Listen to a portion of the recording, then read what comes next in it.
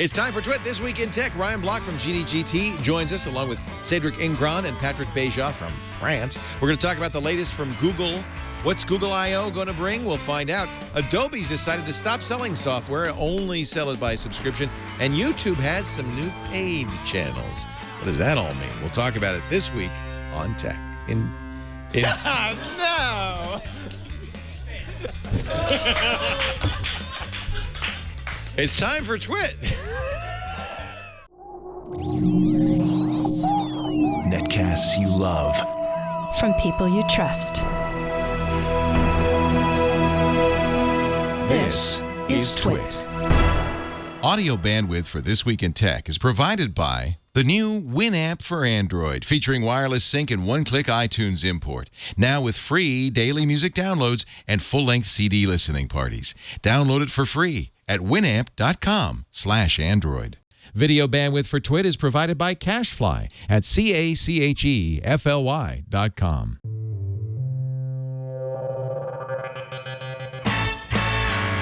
This is Twit, This Week in Tech, episode 405, recorded May 12th, 2013. Only if you follow jerks. This Week in Tech is brought to you by Stamps.com. Use Stamps.com to buy and print real U.S. postage the instant you need it right from your desk. For our special offer, visit Stamps.com, click the microphone, and enter Twit. And by Gazelle, the fast and simple way to sell your used gadgets. Find out what your used Samsung Galaxy, iPhone, or other smartphone is worth at Gazelle.com. And by Go to Assist from Citrix. Take control of your IT world from one simple cloud-based platform. Provide live or unattended support to all your users anywhere. Sign up for your 30-day free trial today. Visit gotoassist.com and use a promo code TWIT. And by Squarespace, the all-in-one platform that makes it fast and easy to create a professional website, blog, portfolio, or online store. For a free trial and 10% off your first purchase on new accounts, visit squarespace.com and use the offer code TWIT5. It's time for Twit This Week in Tech. Hello, everybody. Welcome to the show. We got a great panel for you. The French invasion has begun. Sitting next to me from Planet Cren and LCI TV, their technology editor, Cédric Ingran. I'll say it French. Cédric Ingran. Yeah. Bienvenue à le Tweet. How do you say brick house? La maison de briques de Twit. De briques de Tweet. The French are coming. It's great to have you back, Cédric. Always a pleasure. Also with us from Paris, it's Patrick Béja. Hey, how's it going? Patrick, who is the most famous French podcaster in the world. Absolutely. PatrickBéja.com, and does about 800 podcasts, some in French, some in English. Nice to have you. Thank you. Welcome back. And then Ryan, it's just you and me on the other side. But hey, it's great to have you, Ryan Block. Formerly at Gadget. I guess you're still at Gadget, founder of Gadget, but you're also editor emeritus now at Engadget because, congratulations, AOL acquired you. Thanks. Yeah, that was a couple months ago. Technically, I never really gave that title up. I just never really used it either.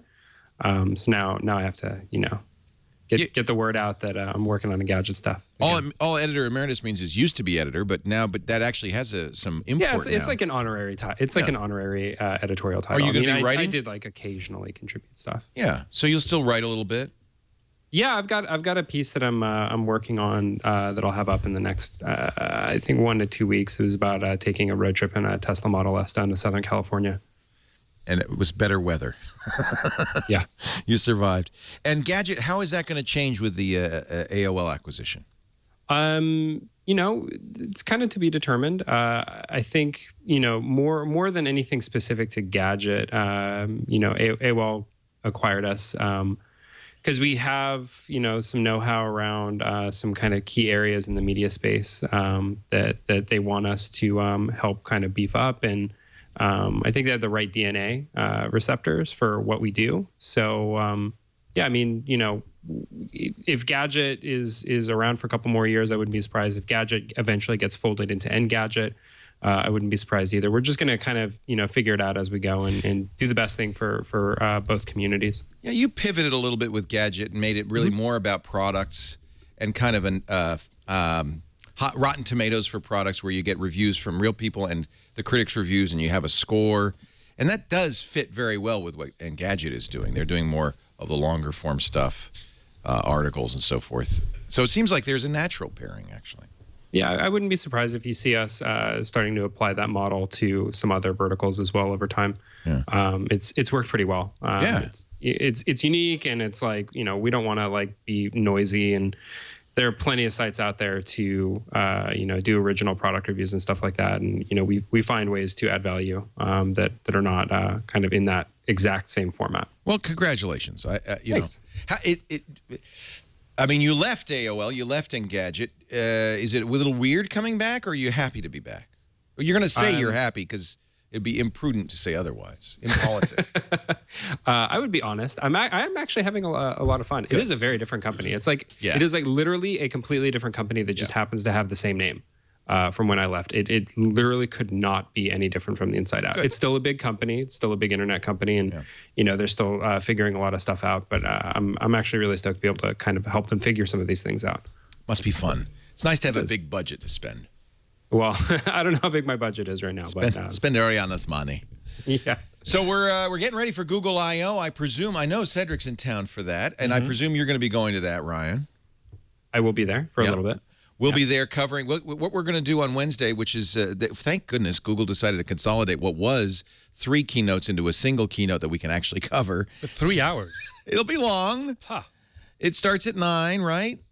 And it'll go till noon, and we'll cover it live here from the studio with Tom Merritt and Sarah Lane and Ayaz Akhtar. And then Gina Trapani and Jeff Jarvis and I will be at the keynote, and then we're going to drive back quickly after the keynote, and we'll do This Week in Google shortly after to kind of analyze it. Unfortunately, I think Google might have made a mistake because in previous Google I/Os, this is their big developer conference, they gave away a ton of stuff. They gave away almost $1,200 worth of stuff last time. And the focus now on Google I/O is all about, well, what are we going to get? At least for the press, maybe not for the developers. But it seems to be, instead of what's Google going to announce, we know they're going to talk about Glass. We know they're going to talk about the next generation of Android, which is probably just not Key Lime Pie, but just another Jelly Bean update. We know they'll probably, I hope they'll talk about, you know, Google TV and Android and tablets, but mostly people want to play the game. What are we going to get under our chairs? Well, they're going to get a Nexus 7. I don't think it's a mistake, sure. Isn't it a free publicity? They're probably going to give away Nexus 7s, the new version of Nexus 7, and instantly the whole world is going to know that, you know, there's a new, better, cooler version of the thing. So I don't know if it's really a mistake. It would probably be a mistake if they didn't have anything to give away. Well, at this point. But that's unlikely to happen, you know, anytime soon. We got a Q last year. That's a nice collector's item, paperweight. A beautiful one. Beautiful paperweight. Heavy, wonderful. What else? Do you think we'll see? There's been some rumor, and I think they need to. The Nexus 4 came out late last year. It's not old. It's not ready to be replaced. But it doesn't look, when you look at this, the kind of the high-end Android phones today, the Galaxy S4 and the HTC One, it doesn't look like it's quite up to that. It doesn't have LTE. Would we perhaps see a new developer phone from Google and Nexus? Well, the rumor is X. It would make sense. I mean, they've waited so long before actually having Motorola come out with a Nexus. It's time for phone. Motorola to step up. Absolutely. And they can't really announce one without releasing it. So it would make perfect sense and it would be a real comeback for Motorola, who actually needs this. But amongst the rumors, I read something about a Nexus 11-inch tablet from Samsung. Ooh. That would make sense as well.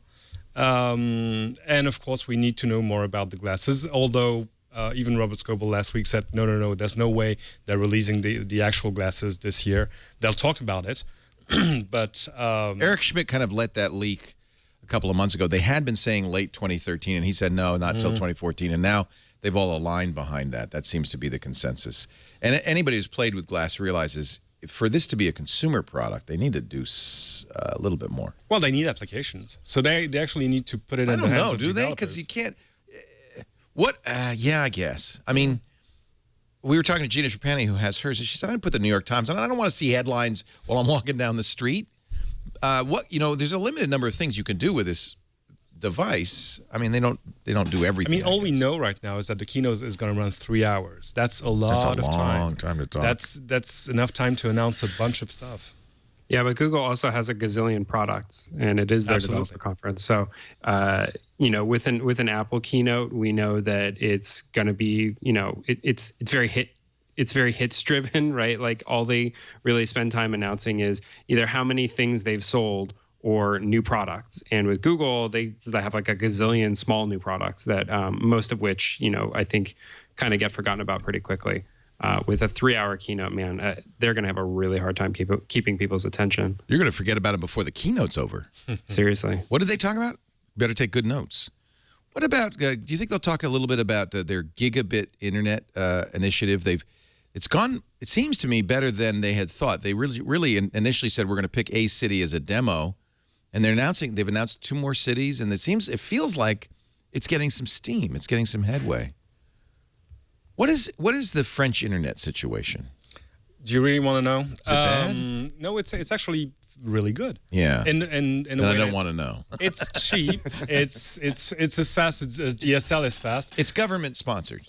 Not really. No. It's private. Oh no. Well, most or all of it is private. Yeah. But most of it is DSL. A little like cable is maybe 5 to 10%. And there's no fiber. Is there fiber out there?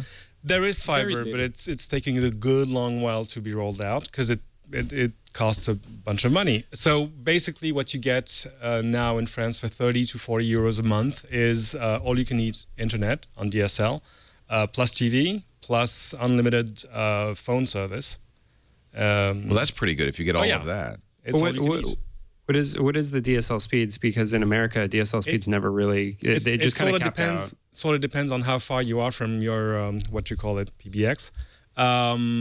So it's I don't know, maybe between 3, 5, and 20 megabits. Yeah, it's typical DSL. Yeah, typical DSL. Yeah. And you have ADSL too, I think. Oh yeah, for the most part. Mm-hmm. And VDSL is coming out, and so no, we're okay. So right now, Google Fiber, if you go to the fiber page, is in Kansas City, both Missouri and Kansas. I thought that was funny, as well as some of the suburbs. It's going to Austin, Texas, and Provo, Utah next. What do you think, Ryan? I mean, you think this is a business for Google? I mean, initially it just felt like they wanted to show other ISPs, hey, it's possible to do gigabit, and maybe even customers want this. This is a weird one. This normally will take a long time to recoup costs. It's very expensive. I think yeah. Google is in a very unique position to throw cash at these kinds of initiatives. In some ways, this kind of reminds me of where Microsoft was about a decade ago, where they just had all this money sitting in the bank and, burning a hole in their pockets. And very few companies have the luxury of being able to say, all right, well, let's take on, a multi-billion-dollar bet that will take us 10 years to achieve some kind of market dominance. And Xbox was one of the projects that came out of that. And they still haven't made the money back. No, probably. Actually, Xbox is profitable for them now. But they haven't made the money back. In other words, they lost so much. Yeah, I don't know if they ever released or will release something saying that they made it all back. But the point is really, when you reach a certain level of size as a company and a certain amount of excess capital, you have to put it to work. And this is a really interesting way to put it to work. Will it make them money? Will it eventually be profitable for them? I don't know. But I'm glad somebody's doing this because, man, this is pathetic. Nobody's built new communications infrastructure in this country in quite a long time. Google's kind of unique in the capitalist world because I think they seem to be a little longer term focused than a normal company. They're certainly not quarter to quarter. When they started in Kansas City, it made sense, as sort of an experiment. It's an experiment. But I mean, now they're rolling it out in several markets. That's what puzzles me. What more information are they going to get from Provo than they got from Kansas City? They say we make money if you use the internet. That's all. We just want you to use the internet more. And so if we roll out faster internet, you'll use it more. We'll make money. Yeah, but it might be one of the reasons might be that at some point the internet is going to somehow have to overtake or at least seriously compete with TV. And in order to compete with TV, you need HD, reliable HD streams, and possibly fairly soon Ultra HD scene. 4K. Right. And that needs really, really fast connections, which we don't have. So testing it in a couple of towns and then maybe expanding it, not as a business, but as a way to pressure other ISPs to up their game, might make sense in the long run in the grand scheme of things. That might be about video. I'm just speculating. I agree. It might be about balance of power. Google showing the ISPs and the telecom world, don't mess with us because we could actually be the network tomorrow. Well, and they have to be afeared, as I am, of bandwidth caps, which could kill stuff like what we're doing right now. Totally. And you have in France the, is it Hadoop? Hadopi laws. Not too popular. By the time this show comes out, it might not exist anymore. That would be a great thing, although we have the carriers voluntarily, the ISPs voluntarily agreed to support a 6 strikes, not a 3 strikes, but a 6 strikes law here in the U.S., even though nobody was demanding it of them. They said, oh, well, we'll do it anyway. That way you won't bother us anymore. It's better than passing a law. It's easier. Yeah. Quicker. It's actually, it's actually even a little bit worse, the power that the ISPs have. We have one issue here in France with Free, which is one of the biggest ISPs, which is purposefully throttling YouTube to the point that it's unusable. So that might be also reason for rebalancing the power, at least making a show of force. This kind of regressive policy making is really bad for YouTube. It's not merely that we're going to make it faster that's good for us. It's also that it could go the other way and actually be bad for us if we don't really show people what a free and open and fast internet really can be. Sure. All right. We all agree. And it's actually worse on mobile. And mobile's a whole nother kettle of fish. That's a tough... Well, I mean, with 4G, it shouldn't be.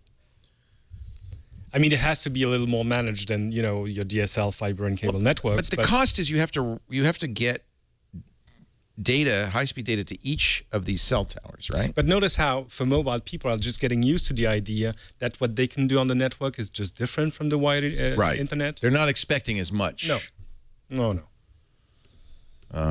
Time Warner apparently is, according to Stunwin in our chat room, has been confirmed that they are throttling YouTube and Twitch, the Justin TV gaming. It seems so regressive to me. Well, in France, some you people hear that? Go ahead, vas-y, Patrick. Oh, yeah, let's start speaking French. Sure, go right ahead. Just take over. I told you. I'm all for it. You have been warned. Another thing that Free is doing in a real bout with YouTube and Google is that they actually activated by default an ad block service on all of their users' connections.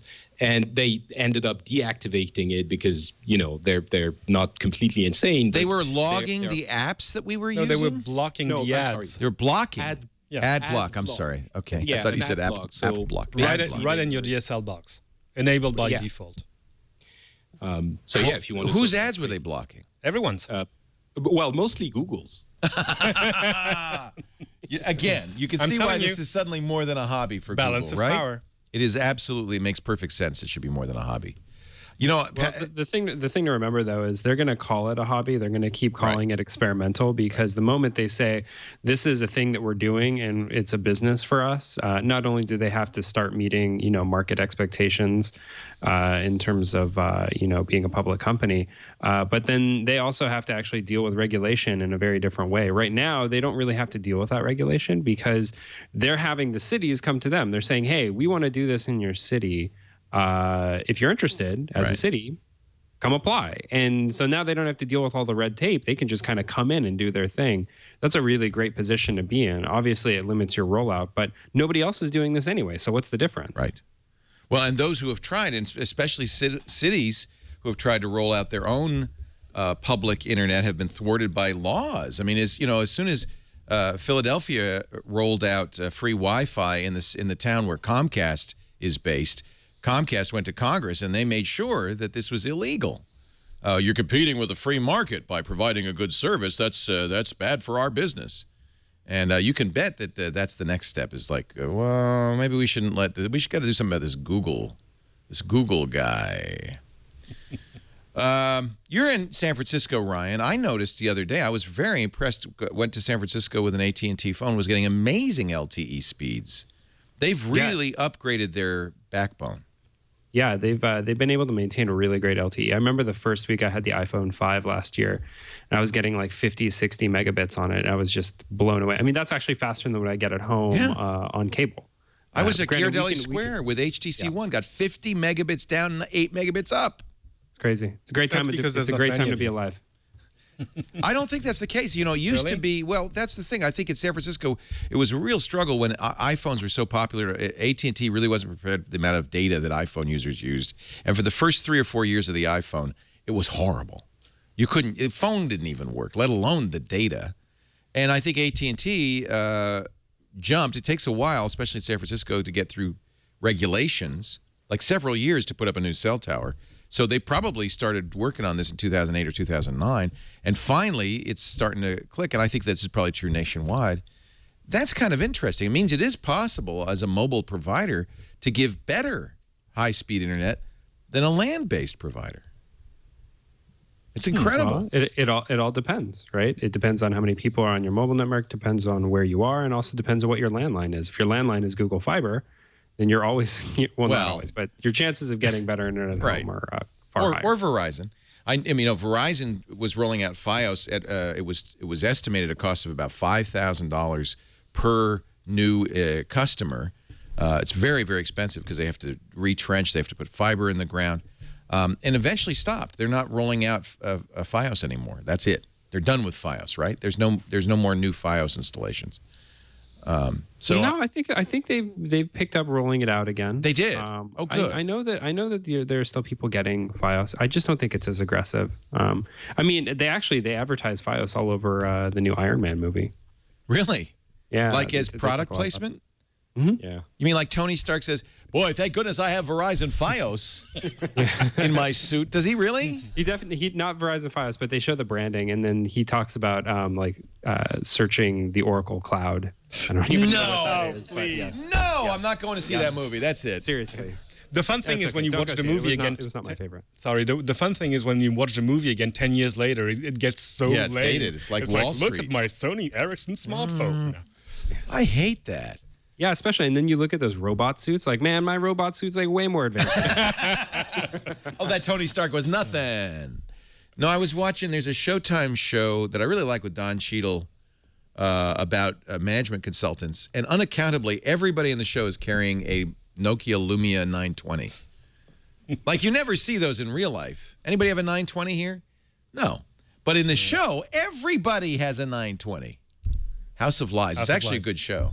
You've seen it? Oh, yeah. They have it in France? No. That's because it has le nudity. No. We love nudity. We don't have a problem with nudity in France. But, you know, I have an internet connection. It's just weird. That's why product placement, it jars me out of the reality of the show. And they make a point, you know, every once in a while of showing the screen so you know, oh, it's Windows Phone. You can see the contacts are nice and big. And I mean, it's Larry Ellison had a cameo in one of the earlier Iron Man, somebody's telling me. Is that true? So did Elon Musk. Well, Elon Musk is Tony Stark, so that's appropriate. Yeah. Well, that's who Jon Favreau modeled him after. Really? Oh, that makes sense. Yeah, that interpretation of Iron Man was modeled after Elon Musk. It's perfect. Who else? Who better? We're going to talk. I guess we'll see what Google I/O brings on Wednesday, and we'll cover it here. And I'm sure you will on Gadget, and you guys will on Planet Crunch. So you're out here just for Google I/O? No. We're also doing a show on big data and going to see companies in the Valley. We rarely come here to do just one thing. Right. Last time I saw you was E3 in Los Angeles. Of course. And you'll be back in June. And you'll see us again. Yeah. And then Patrick Beja is just stuck in his small Parisian sad. flat. We should get him out of the kitchen once in a while. Come on over. United has a new direct flight from from Paris to San Francisco. You can come here for €750 return. That's cool. €7.50? No, 750, my friend. You need to get out more often. That would be a good deal. That would be a good deal. So Windows 8, Mars Worm says there's a show that has lots of Windows 8 product placement. I haven't seen Windows 8 yet in TV, but she says, now let's see. Elementary has a lot of Windows 8. Elementary? Really? Yeah. What's happening, and I know this for a fact, is that television ads don't work. So these guys are looking for ways to get, because they know everybody gets up or fast forwards with the DVR. So they know nobody's watching those ads, so they got to get them into the content. You know? I think that's really the future. What's it called? Native advertising? Native advertising. Like, for instance, if when we want to mail things out, we always use like just this really nice scale, and we use a site called stamps.com, and it just whenever that's a nice segue. What a professional! You ruined it with the lower third, Chad. You want this guy hawking your. I did not see this coming.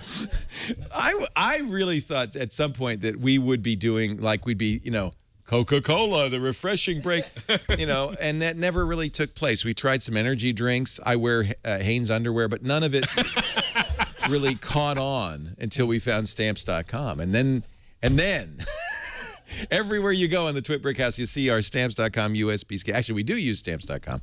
And anybody who does a lot of mailing, it wouldn't be good for your Christmas card list, but if you do a lot of mailing in your business, it's crazy to go down to the post office to buy stamps. Worse, it's crazier to get a postage meter. That's everybody in business. Oh, well, you have a postage meter, right? I see people in the post office waiting in line with their postage meter. That's really dumb. Why lease a postage meter? Why buy special ink? Why go to the post office at all? You'll save up to 80% compared to a postage meter with stamps.com. And think of it as postage on demand. You can print your own stamps and labels right from your computer and your printer. You always have exactly the right postage because you've got the scale. The USB scale tells you exactly, never again postage due. That's very embarrassing in a business. It'll print right on the envelope, so you can have your return address, the company logo, special offers, that kind of stuff, the postage, and of course the recipient's address, and it'll pull that from QuickBooks, your address book. If you're doing fulfillment like from eBay or Etsy or Amazon or PayPal, it'll pull it from there. If you're doing international mailing, it'll fill out the form. Do you have anything like this in France where you have a private company will let you print postage? No, there's now a website that actually tells you exactly which service you should use for what kind of postage. This does it all classes of mail? We don't have stamps.com. You need stamps.com. It's only in the U.S. right now. Oh. Well, for now, until the USPS goes out of business. But. Yeah, this should be international. Use it really. while you can. Yeah. No, it can't go out of business. It's in the Constitution. It's in that thing there. It's a part of the... We have a constitutionally derived right to junk mail. Yeah. It's really true. What does the post office do besides deliver junk mail to my house? They also deliver things that you're sending through stamps.com. Yeah. Well, aren't you kind of killing your own ad right now? No. I don't know. No, people still use the post office. If you're shipping stuff, you use the post office. I'm trying to save it. Remember I just said it. No. But it is true. When I look in my mailbox, that's why I go to Amazon and buy more stuff. So I'll have some good stuff in my mail. The postage, the mail carrier is going around. So on their regular rounds, they'll pick up your packages. You don't have to make the trip to the post office. And there's a rule in the U.S. you cannot mail a package more than 13 ounces in a mailbox because they want to kind of look you in the eye, make sure you're not mailing something bad. But because you're using stamps.com, that rule is waived. The mail carrier will come to you, pick up the packages of any size. You can even schedule free pickups. It is the best way to use the Postal Service, and I want you to try it free. Now, you're going to go to the Stamps.com page, but you're going to see here this $80 value. You may be kind of say, that looks pretty good. I'll take that. No. Click the cool old-fashioned microphone in the upper right-hand corner and enter our offer code TWIT, T-W-I-T, and that $80 bonus value turns into a $110 special offer. Oh, my God. Yeah, that's a pretty good deal. You get $55 in free postage. It takes over the first few months of your account. You get the scale, which is nice. You just pay shipping and handling for that. It's $50 value. And by the way, you can cancel, and the scale is yours. You get to keep it. $5 supply kit and a 4-week trial of Stamps.com. There's no better way to mail stuff than Stamps.com. Try it today. No, it is true, though. I don't get magazines. I just got today, I got our Restoration Hardware catalog that was this thick, weighed 10 pounds in the mail. And I thought, this is such a waste because I could just go online. Sure. Why are they killing all these trees, this beautiful 4-color catalog? So I found a program, an app on Android or iPhone. It's called Paper Karma. It's so awesome. You take a picture of the junk mail, including the person who sent it, and then Paper Karma cancels it for you. Isn't that awesome? Oh, that's cool. They send, you need this in France. So you scan the mail, and then it says it actually sends off a thing to the people. So I just requested that Restoration Hardware stop sending me its catalog. This is all I think junk mail. There's another one called Catalog Choice that I've used. That's pretty good too. Isn't that kind of the same thing? Isn't that cool? Maybe it's putting the post office out of business. I don't know, but I think it just seems like a waste of trees. Are you sure they don't just get your address and then send you more junk mail? I have been using this for a year, and yes, it's really made a big... There's a law in the U.S. That says that you can... Actually, it's not a law. It's the Direct Marketing Association, the people who... All these guys are members of the DMA. They agreed. It's kind of like a do not call list. They agree. If you say specifically, if you write us a letter or whatever, and I don't want your catalogs, they have to honor that. So that's all they're doing is taking advantage of that. I think that's wonderful. Vince Cerf says we're going to have an interplanetary internet. We watched before the show, and I recommend this. Commander Chris Hadfield, who is leaving the International Space Station after some time there. He was there for months, right? And he's the Canadian commander, last day was today, he showed you what it looks like when you cry in space. He did all these great videos, and he did a farewell video to the ISS. He did his version of David Bowie's Space Oddity. You know, ground control to Major. Incredible. Because here we are for the first time seeing this song about a guy up in a tin can in space, and he's actually in a tin can up in space with beautiful views of the Earth. Wow, is that a great video? Just went up today. 5 months he was up there. He is the kind of guy you want to have. Maybe Vint will go next time. He's the guy you talk have. About Google having a long view of things. They're actually building a space network. And Vint Cerf says this project started in 1998. He asked himself, what should I be doing now that will be 25 years from now? He said, when Bob Kahn and I created the internet in 1973, we were creating something that wouldn't really reach fruition for 25 years. So in 1998, 25 years later, he said, what should we be doing for the next 25 years? He got together with the Jet Propulsion Lab and started thinking about an interplanetary internet. The question was, would TCP/IP work as an interplanetary protocol? And it turned out the answer is no. I mean, for good reason. If you send a packet to Mars, it's going to take what? Yeah. 30, 40, 50 minutes to actually get there? It's not robust enough. Hell of a ping. So they have a new protocol called the Bundle Protocol for interplanetary internet. They're big bundles of information, but it's store and forward, so you don't need the kind of the ACK and the NAC and all of that. But it's bigger. It has bigger storage, and it can hold it for a longer time. Isn't that amazing? That is taking the long view. And there are devices out in space apparently that are going to be starting to use that. And they've been working on it for like 15 years, which is even more amazing. I just love the vision these guys have. They read a lot of science fiction. I think he was saying that some of the rovers on Mars are already using it. Yeah. And they even found applications for it here on Earth with some Sami tribes in Lapland that don't have regular access to the network. So they take these bundles of data and then retransmit it whenever they get back into the network. It's fascinating. It's a fascinating read. Looking ahead, we got Google I/O this week, and then in a couple of weeks, May 21st, we're going to see the next Xbox. You going to come out for that? Nope. Nope. You're going to watch that on TV. I'm going to watch it live from Redmond. Yeah. What do we know about the next Xbox? One of the questions a lot of people were asking is, will it require an always-on internet connection to play games? Now we kind of know it won't. I mean, at least for like first-person games. They're saying very clearly, no, that was a mistake. You misunderstood. An internal Microsoft email sent to all full-time employees working on the next Xbox, which meant basically leak this, right? Oh yeah, don't you think? Absolutely, definitely leak this. Yeah. You don't send it to everybody on the team unless you say, you could. If it wouldn't be a bad idea if you know a journalist. Quote: Durango, that's the next Xbox, is designed to deliver the future of entertainment while engineered to be tolerant of today's internet. There are a number of scenarios our users expect to work without an internet connection. These should just work regardless of their current connection status.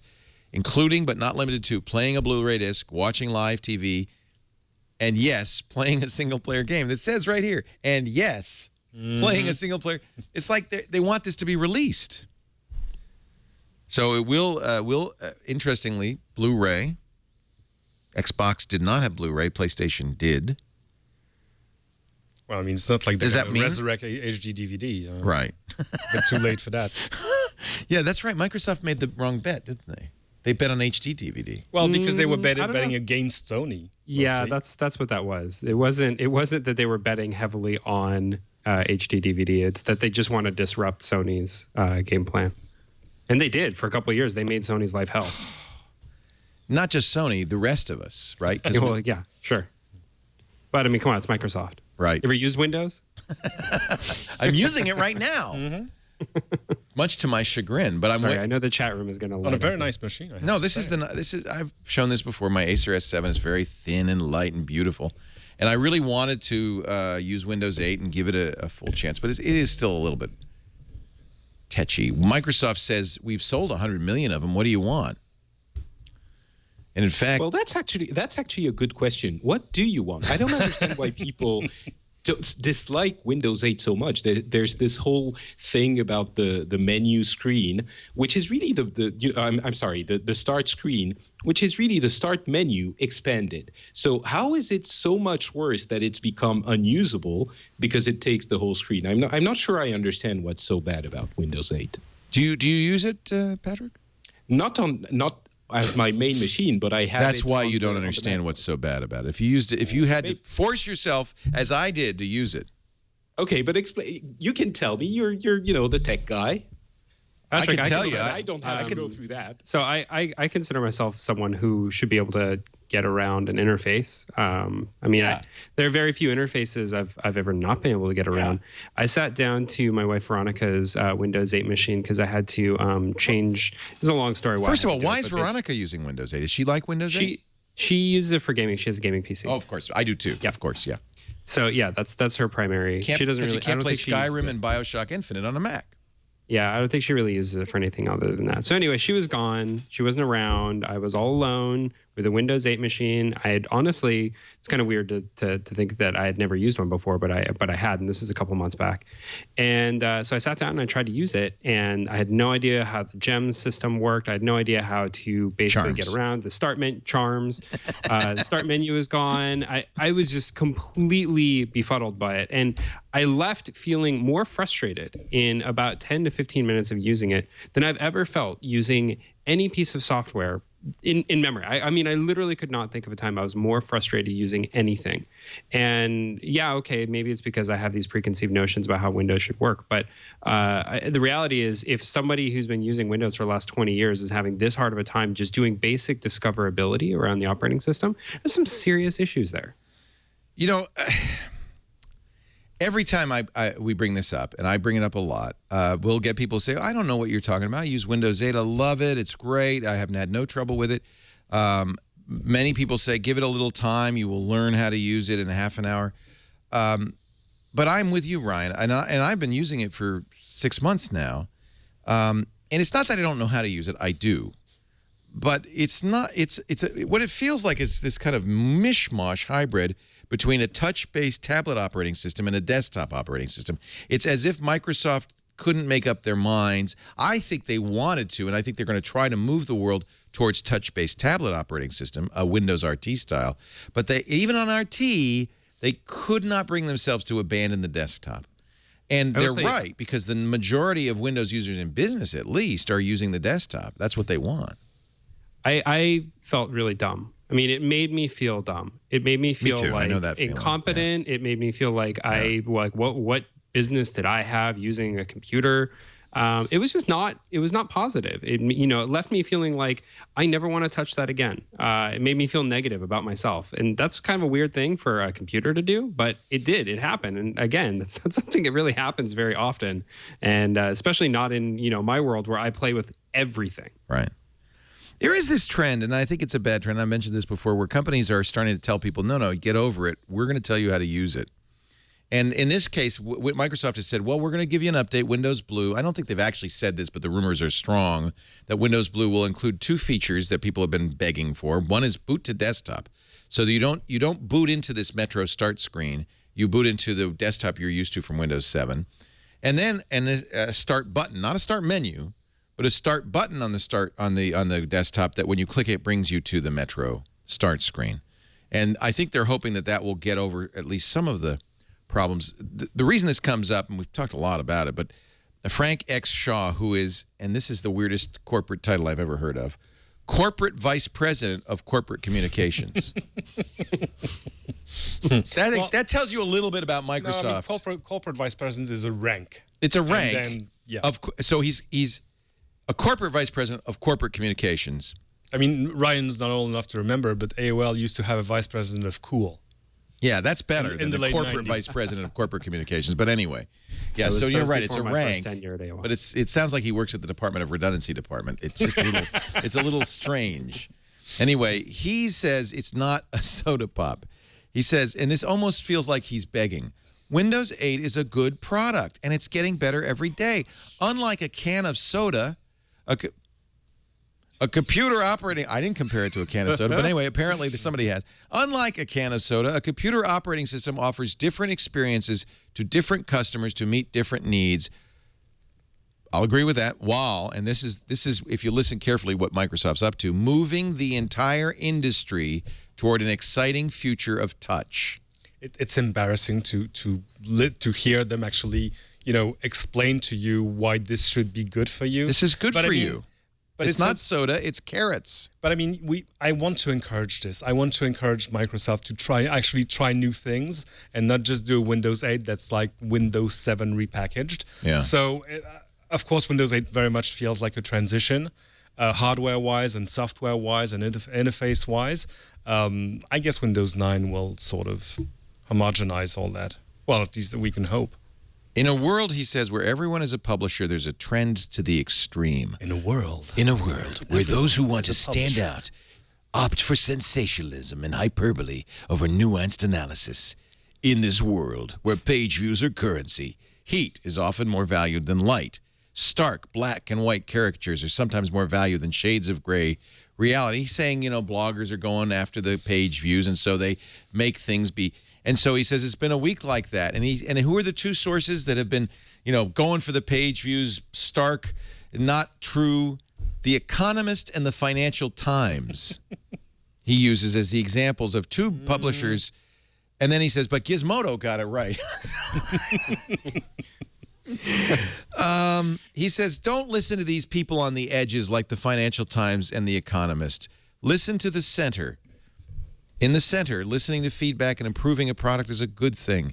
Heck, he says, there was even a time when acknowledging that you were listening to feedback and acting on it was considered a good thing. Now, I might point out that Microsoft has not, in fact, listened to feedback. And, in fact, that's been the problem, is that they really did this without asking people. In fact, even Julie Larson-Green, who's currently running the Windows 8 team, admits that they thought they didn't listen to people who use the desktop enough. And when Steve Jobs does it, everyone applauds him, or did.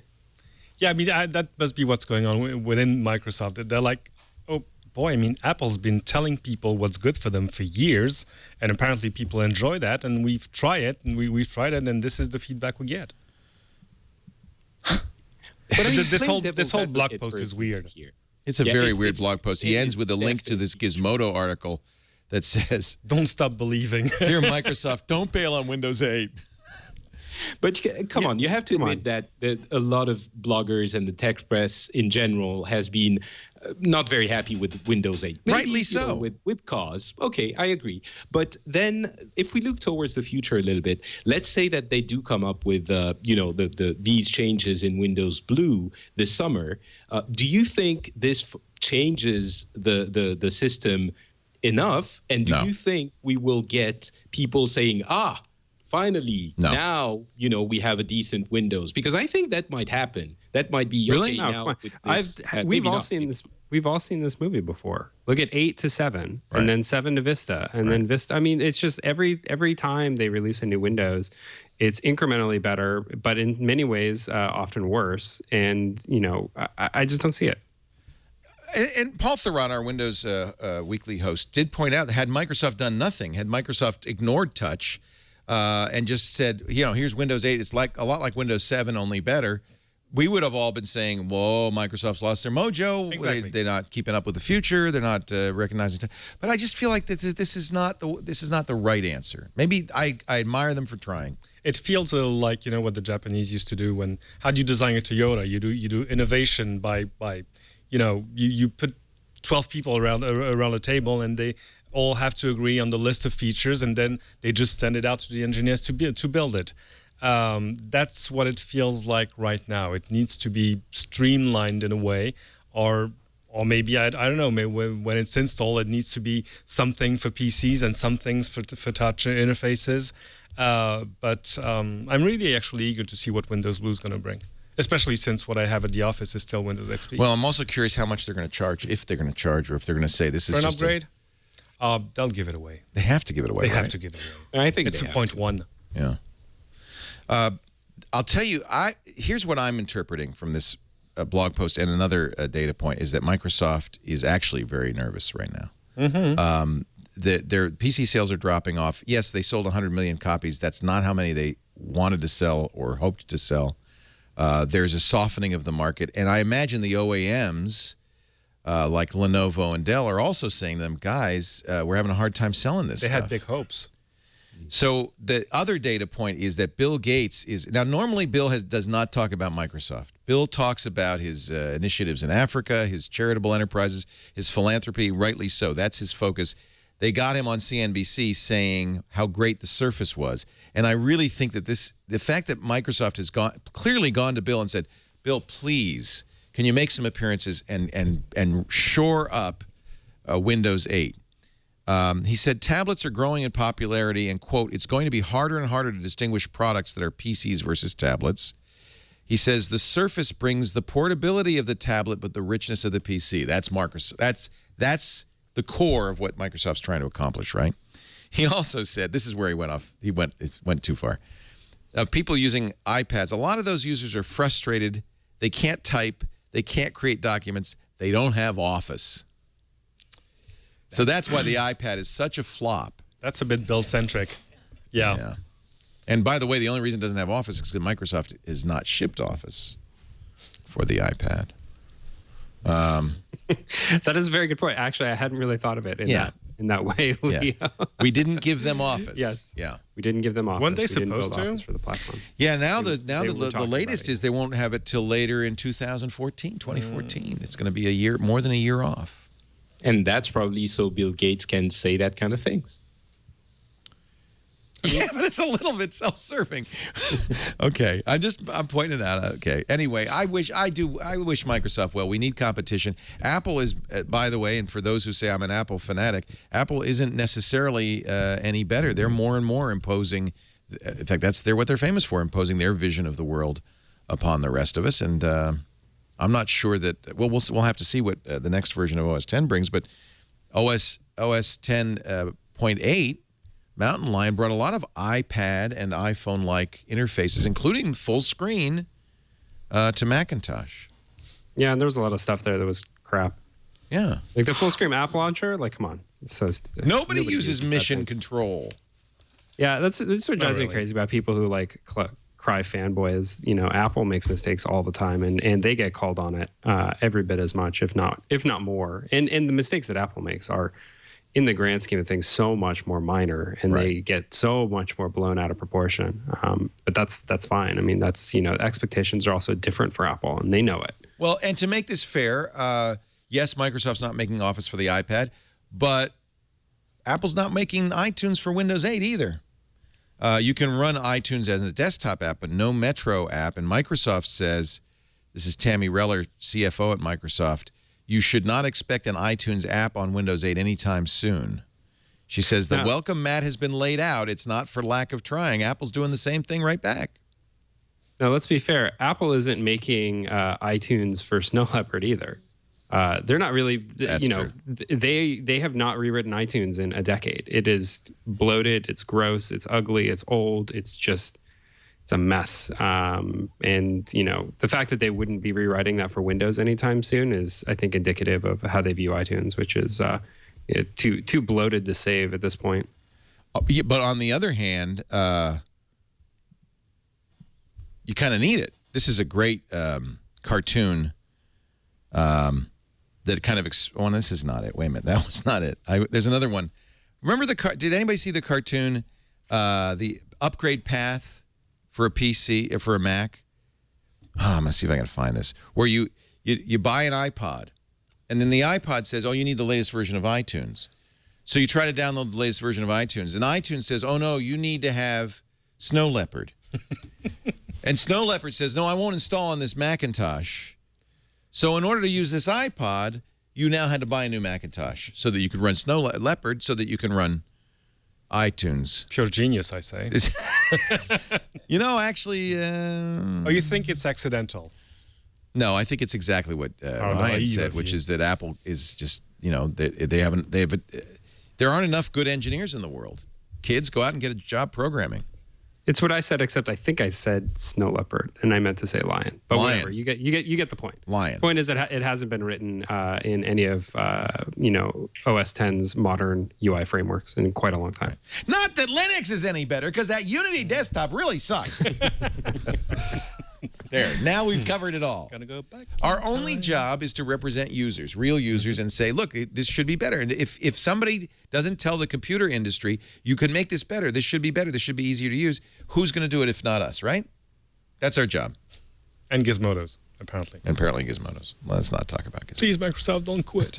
Yeah, don't give up. No, I don't use Unity. Sweet 1989 says, and Leo, Unity is not Linux. Don't get fooled. That's just a desktop, you could use Enlightenment or... No, it's because Ubuntu uses Unity. And I don't use Ubuntu. I use Mint. By the way, Mint runs very nicely on this Acer S7. Sure it does. And I've been so close to pushing that button.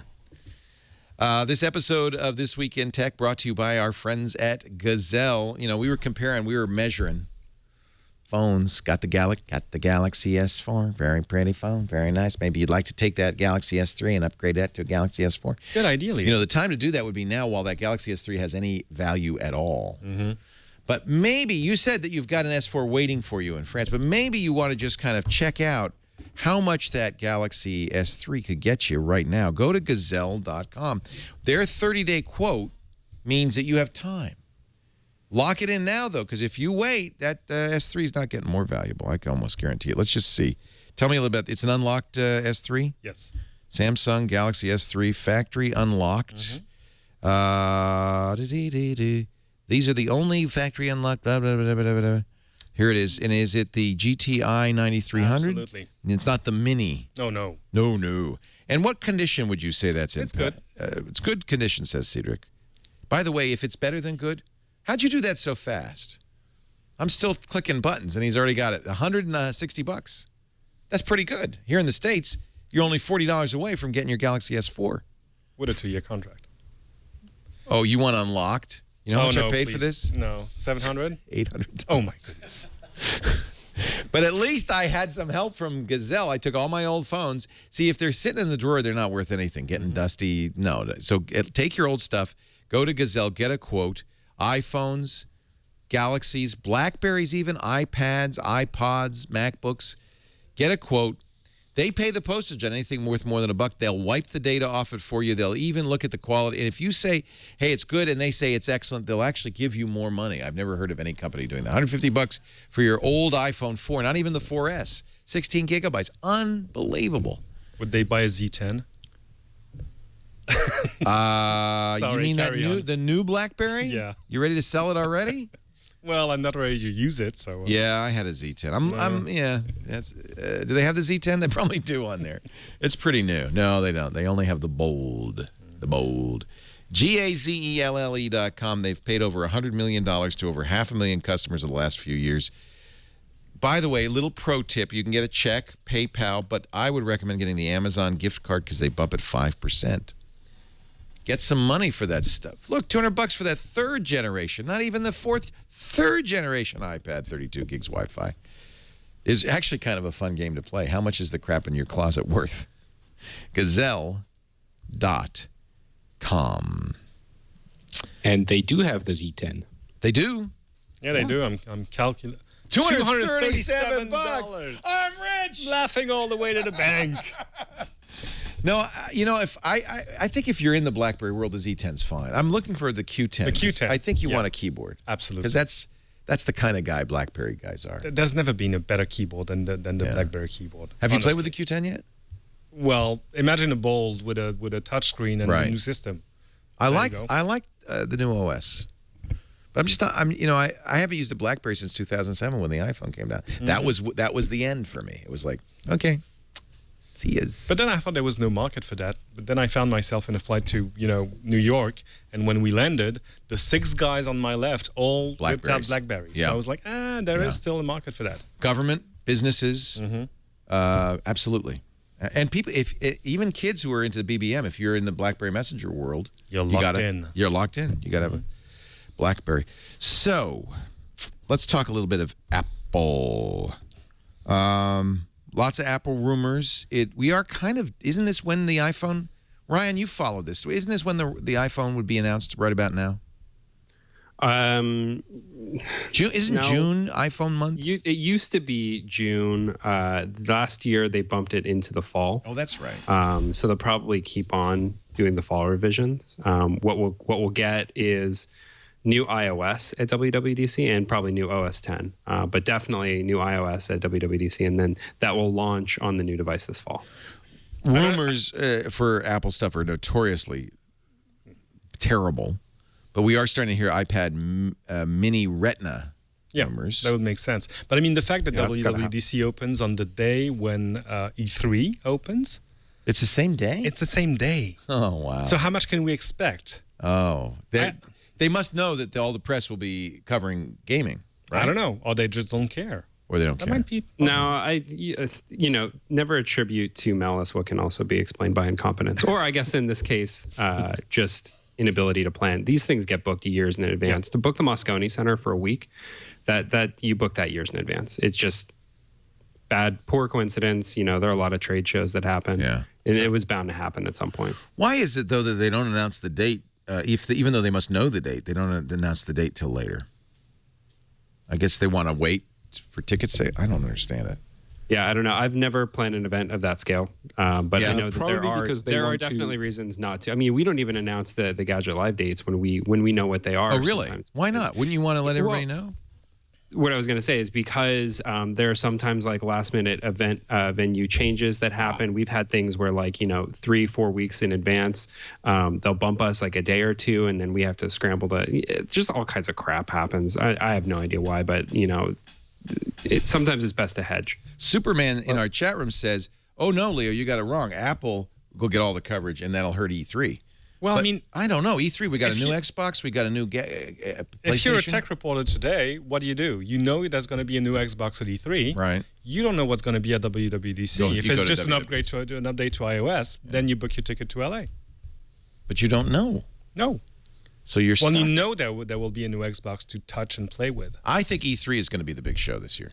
Hopefully. It's going to be a big E3, the biggest E3 in years. We'll learn more about the PS4. There'll be the new Xbox, lots of good games. Watchmen. So Watchmen looks really, really, really interesting. You'll have to talk to my sidekick Guillaume about that. Does Guillaume love it? Have you played with it? Not yet. We saw a little more of, we saw kind of a walkthrough a couple of days ago. Mm-hmm. This is the game that it's free play, but everything is hackable in your world. You're in New York City. You can hack ATMs. You can hack people. Apparently, they've talked to security companies to make the hacking like real world. Can't wait. This is awesome. This is going to be the most amazing You hack the grid. game. It's going to be so much fun. Is Veronica geeking out over Watchmen? She hasn't mentioned it to me, actually. She's been playing a lot of SimCity. It's Watch Dogs, guys. Watch Dogs. Absolutely. Watchmen's the comic. Mm-hmm. Watch Dogs. Thank you. By the way, you really can hack ATMs in New York City, apparently. So it's not. This is better than fiction. It's not just fiction. This is perhaps the largest bank robbery ever. $45 million in New York City ATMs in hours. 8 residents of Yonkers have been indicted, but it's not. Those are just the bag men. It was a global heist, which occurred on December 22nd. The deal was that they apparently the hackers who did this, and we don't know where they're from, targeted debit cards issued by the United Arab Emirates Bank, the UAE Bank, dispatched carders in about 20 countries, 4,500 ATM transactions in just a few hours. In New York City, actually, New York was only $400,000 in 750 transactions from 150 different ATMs, 2 hours and 25 minutes. Then a second operation, which happened February 19th, $40 million and 36,000 transactions. In 10 hours, the Yonkers group, allegedly withdrew about $2.5 million in just a few hours. Wow. We're in the wrong line of business. Wow. One of the indicted defendants was murdered in the Dominican Republic last month. This is a movie, isn't it? There's going to be a movie. I'm sure the rights have already been optioned. Oh, yeah. By whom? Well, it's funny. I was talking to Dana Brunetti, who is a great producer. Just produced. He did The Social Network. He works with Kevin Spacey. They just did House of Cards, and we interviewed him on Triangulation, and he was talking about when the Navy SEALs rescued the captain who was hijacked by Somali pirates. And he's watching on CNN. He's on the phone before the CNN report is over to option the rights. And they did. Wow. They have just finished making that movie, by the way. So it happens that when Hollywood reads this story, it's already. You're exactly right. It's already optioned. It was optioned 2 days ago, I'm sure. If you could find the person to option it from. I would like to see more. Unfortunately, they're focusing on all of this. I'd like to see more about how the hackers did it. You want the exploit. I want the exploit. You want the 0 day. They use teams of what they call cachers who encode magnetic stripe cards like gift cards with the compromised card data. So they target databases of prepaid debit cards. They breach the debit card account security protocols, and that's why they focus on some banks are probably a little easier to hack than others. They change the withdrawal limits to make it maximum. And that's, by the way, there are ATMs, apparently not in the U.S., but in some countries where you can get as much as $10,000 in cash. What? That's not a good idea. I bet that changes. So they eliminate withdrawal limits, which enables the participants to withdraw unlimited amounts of cash until the operation is shut down. Then they distribute these credit card numbers, not the cards. They just get online and they get these cashers who encode the cards. Pop Sci has a good article. All right, Popular Science to the rescue on this. Let me click the link. What an amazing story. So it can be done. That's just because you haven't moved to chip and pin yet. See, in France, I couldn't use my credit card. I couldn't get gas because I had an American credit card that didn't have a chip in it. Smart. Absolutely. It was a dumb card, not a smart card. But I mean, we've had problems with chip and pin in the past. You just 15 hacked that, years baby. ago, I did a story from some guy on the internet said, "Do you want to make a fake card?" I said, "Sure." On TV, meaning. And he sent me a little file. I programmed it on a chip, and I could just use my fake card for anything and type any pin, and it would always work. I trust you didn't do that. I used it for 2 things. I made a phone call in a phone booth with it just to check that it worked. Right. And then I went in the metro and bought myself some tickets. Wow. That are still in a safe somewhere and get. I hope you had Guillaume with a camera. Guillaume wasn't there at the time. He was smart. But the story only made it to air because this was summer and the legal department at TF1 only had interns. Because they were like the lawyers would never have let you do that. They were like, you're putting the card in the thing and it's getting tickets out, and like, yes, but that's illegal. Yeah, but I mean, But you're doing it. There's a law for that. You're a journalist. Yeah, you just want to get the truth out. Yeah. Cedric still hasn't explained now how he owns that Bugatti.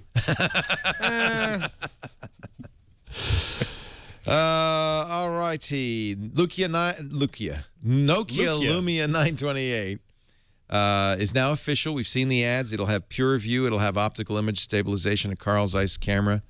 It was a magazine ad that leaked it. Engadget has a article about it. What do you think, Ryan Block? Or have you used Windows phones at all? Yeah, absolutely. I don't think it was a leak. I mean, no, that wasn't a leak. It was in the magazine. Yeah, exactly. Vanity Fair. They knew it was going to be out. That is highly controlled. I'm sure there was literally zero mystery about the fact that it was going to be in Vanity Fair, and Vanity Fair would be kind of the venue by which people heard about this for the first time. They're making a statement. The statement is, this is a phone for a higher people with a different class of taste. This is better than an iPhone. So we thought originally that this would be just a special version of the 920 for Verizon, but it sounds like it is a whole new. It's aluminum unibody, right, or aluminum case. Yeah, I think the question is, can they do anything to make this more desirable than say your HTC One or your Galaxy S4 or S3 or an iPhone? I don't know, man. It's I just don't I don't see them winning this way. Nor do I see them winning, with I really like that new ad they've been playing, where it's like, oh, the Android people and the Apple people hate each other, and so smart people who want to stay out of it and just have a good phone are just using Windows Phone 8. But none of this is like, why do I need to have this? What is so great about this that I have to have it instead of a really good Android phone or a really good iPhone? Is it just that it's too late, that people have already chosen one or the other? I think it's always just about what is the best product. I think if people would switch if they could convince you of the value of doing that. I have to believe that anybody who makes the best product in its class is going to win at any given time, because upgrade cycles on phones, as we all know, are only about 2 years.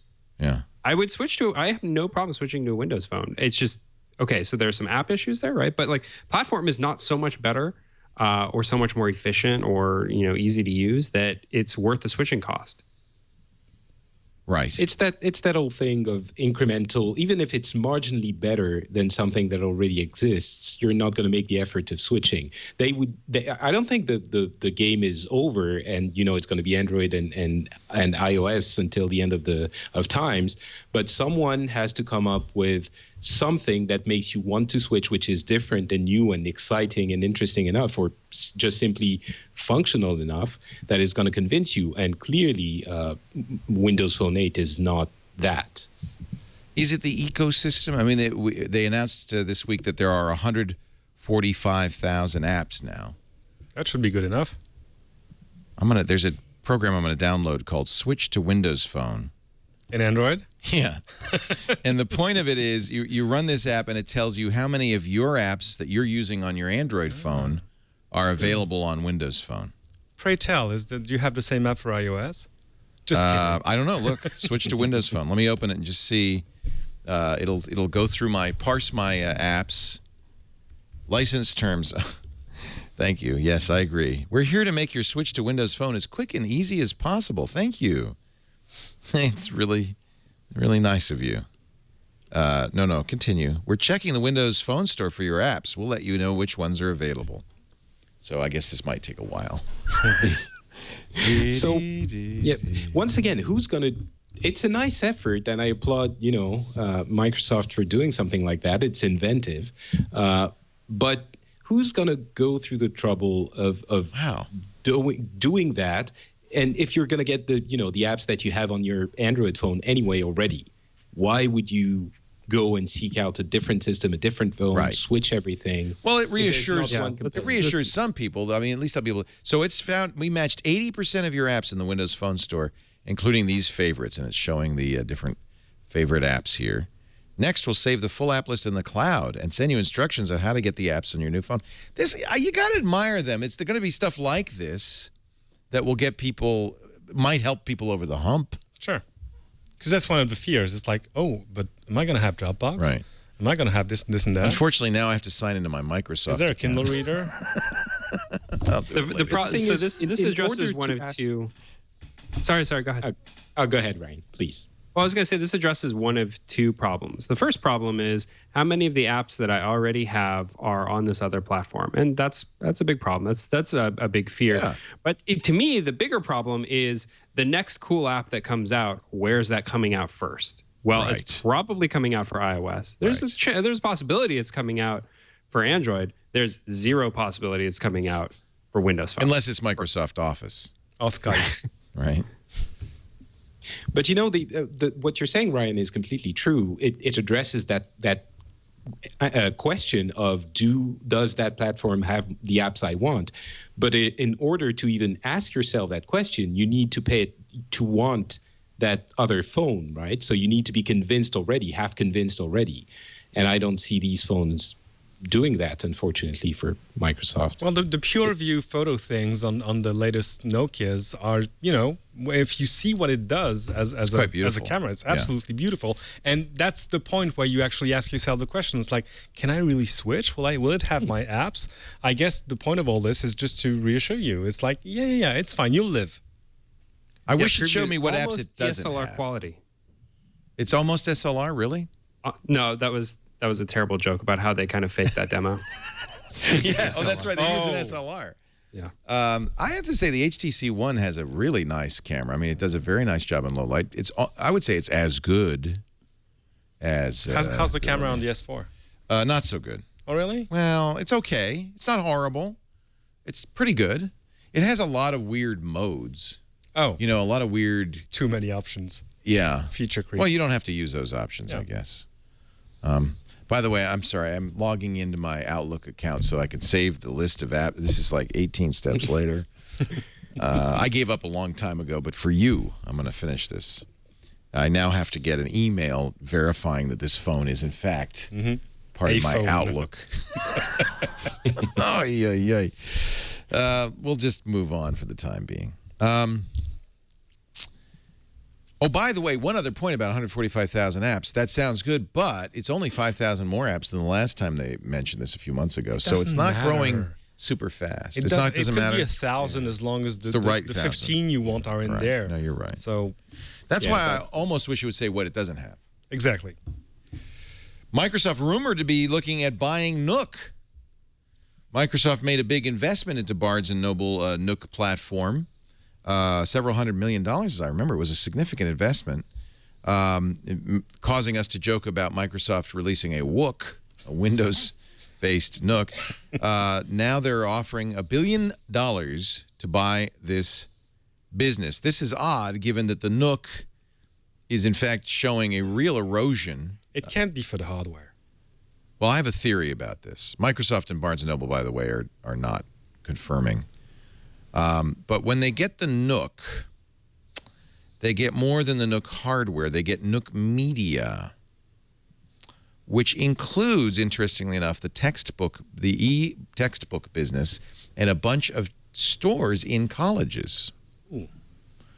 And I think Microsoft's retail strategy does call for more stores. I think the textbook business is not a bad business. I doubt very much they want the Nook. I don't think it's going to make money for them. Not only are they a day late, but they're going to come and they're going to way overpay on this thing for something that's ultimately not going to do anything for them. Yeah. This is a classic move that makes no sense. But I mean, they must have come to the... Oh, the makes no sense strategy. Yes, some of them are good at that. But I mean, they must have come to the realization that, e-readers, not tablets, but the Nooks and Kindles and whatnot are not really a long-term investment strategy. Right. But that maybe publishing is forever. And this is what they're buying, right. apart from a few stores on college campuses. Aren't they buying the licensing and the assets and all of that? Couldn't they make a bookstore, an iBookstore out of it? They could make a Windows Phone 8 reader. Right. Exactly. So, I mean, not even, a reader and an app. And like they sell music and video, for whoever wants to buy from them. Right. So books would make sense to add to that collection. Is it Mother's Day in France? Nope. If it is, I'm in big trouble for several reasons. Is there a Mother's Day? Of course we do. For some it's reason in June, Patrick. It's a couple of weeks. Couple of weeks apart. Yeah. Oh. I scared you. Oh, boy. Brian and I have to say hello to our moms. Hi, Mom. Actually, the funny thing is I was texting with my mom this morning because she was having a problem with her iPad, and she listens to your radio show. Oh, that's neat. And she was cracking up. She's like, Leo's going to think I'm so dumb because I didn't reboot my iPad. It's funny because my mom, I gave her a Galaxy Note 2 while she was out here last month. And so it's her first smartphone for the first time she's texting. And I'm kicking myself. Why? Well, because I get a lot of texts from her. We were texting back and forth about Facebook because I try to create a Facebook account that's completely anonymous for her so that she could see what the grandkids are up to because they're all on Facebook. I mean, if you have a Facebook account, you really can follow them. And so she's saying, well, it knows my age. And I said, well, don't worry. No one else can see that. That's just you. It was an ongoing. And then, and by the way, she's pretty savvy. She said, I can't watch you anymore. My Mac says you need Flash. I had it. I watched you last week. And Apple does this. It's very interesting. Apple they put out a P list that's automatically updated of software that you can't run because it's got malware. And if your Flash is too old on the Mac platform, it won't let you run it. It forces you, but it doesn't really give you a good handle on what to do. But what you need to do is upgrade Flash. So then I had to walk her via SMS, walk her through upgrading Flash. Boy, that was fun. The things you do for your mom. She said, it's very expensive. I said, no, get the free Flash player. It's on the... And she said, is 11.7 the right version? I said, yes, get that version. It was very fun. Happy Mother's Day. I love you, Mom. I love you. And she has now a Sprint Galaxy Note 2. She's loving it. She likes the S Pen. She draws like that. We're going to take a break, come back with more. Patrick Beja is here. Give us what should we plug, Patrick, for you? What's your... I know you do a movie podcast, you do a news, you do the French twit, basically. Well, yeah, I actually stopped my English podcasts to focus on the French ones. And I still do, however, I have two, the tech news show, which is called Le Rendezvous Tech, and an app recommendation show, which is called Upload. So if you enjoy Frenchness and tech news, you should go check those out. I'm sorry to hear that you stopped the English language ones. Actually, I'm not. I'm very happy because I didn't like the competition. But so they might come back. It makes sense, though. People are going to, that's where you can have a real niche. You'll find it on nowatch.net, right? No? Exactly, and a bunch of other shows there. What? As well. What's Cedric? Ask him. What about nowatch.net? Yeah. No, it is nowatch.net, but we are actually kind of stopping operations at nowatch.net. I gotta get current on your story because I'm all messed up. All right. It was a very interesting adventure, but the sponsors are not as willing as they are, and open-minded as they are in the Americas. So yeah, we're all going back to our own homes, and but the shows are continuing. So that's it's actually challenging. We have the same problem here. It's a few. Oh, really? Have you seen the studio? Well, okay, maybe not quite to that degree, but a lot of the big advertisers just don't think podcasts are real. They don't think new media is real in any way. So I'll give you an example, which is Ford, which we love and is a great sponsor. But we talked to them the other day. They said, "Yeah, we're done with our podcast experiment." Was it working? Oh yeah, we get great results, but we're done with that. And the problem is not results. The problem is, we got to buy ads on NBC. We don't. You're only $1 million here or there. It's not a big deal. We need to spend $100 million to make it really worth our while. We got a few sponsors that actually trusted us and invested in our shows, and they got great results. It works. Yeah, it works really well. People remember that, what's the term in English? Recall, unaided recall. Yeah, exactly. Yeah. Unaided recall is amazing, as you very well know. But for some reason, it's not. Well, that's what's interesting to me, that even though it works, it's just, I think these are all agency, for the most part, agency buys on these big companies. And I think the agencies, it's not a big enough buy, so they don't get a big enough commission. And it's a little risky, and it's a little harder for them. They have to explain to the company, well, we're going to buy this stuff. It's independent media. It's not, it's the old line. Nobody ever got fired for buying IBM. No ad agency ever got fired for buying, CBS. It's a simple, easy kind of thing. And so I think while you're probably right that French ad agencies are even more conservative, there still is that conservatism in our business. Sure. That I hope will change. They also have big numbers to hit too. They got to hit lots. I saw this at Gadget. We deal with this at AOL. Right. It's not about the quality of the product or even the results. No. Even if you get really great conversion, their job is to buy ad impressions for hundreds of millions of page views or tens of millions of audience members per week. And it's really, really hard to make even the best possible conversion on a much smaller scale count. Right. No, I understand. But we don't even do as well as banners and web pages. They kind of get that now, but we're just a newer thing, and it's even harder for them. It's super frustrating. Somebody should roll all that up and figure out a way to kind of. I'm patient because what's also happening is, and we know this is, as I mentioned earlier, television ads don't work.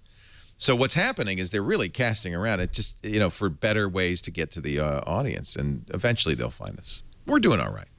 It's not like we're starving by any means. Not really. But I mean, the real question, what everyone's wondering about is how do you do those awesome CPMs? Yeah, the high numbers. Yeah. Because they were worth it. It wouldn't work if you didn't get a return on the investment. Absolutely. So we charge a lot of money for ads on these shows. We only do a handful of them. I know it feels like probably to the audience that we do a lot. But we only do one per half hour at most. I mean, I'm from radio where it's 19 minutes every hour on the radio show. 19 minutes an hour of ads. So half an hour every, a couple of minutes every half hour is nothing. But I'm patient. I'm nothing if I'm not patient. And General Motors, don't worry, we're coming to you. So it's like Don Draper on Mad Men. You got to have a car. Our show today brought to you by one of our big supporters, actually, Citrix. The folks at Citrix are believers. In fact, you'll see them on lots of podcasts, on lots of websites, because they know this stuff works. And let's be fair, they're selling a more technical product. They need a more technical audience. And so I'm really grateful to them for really supporting what we do.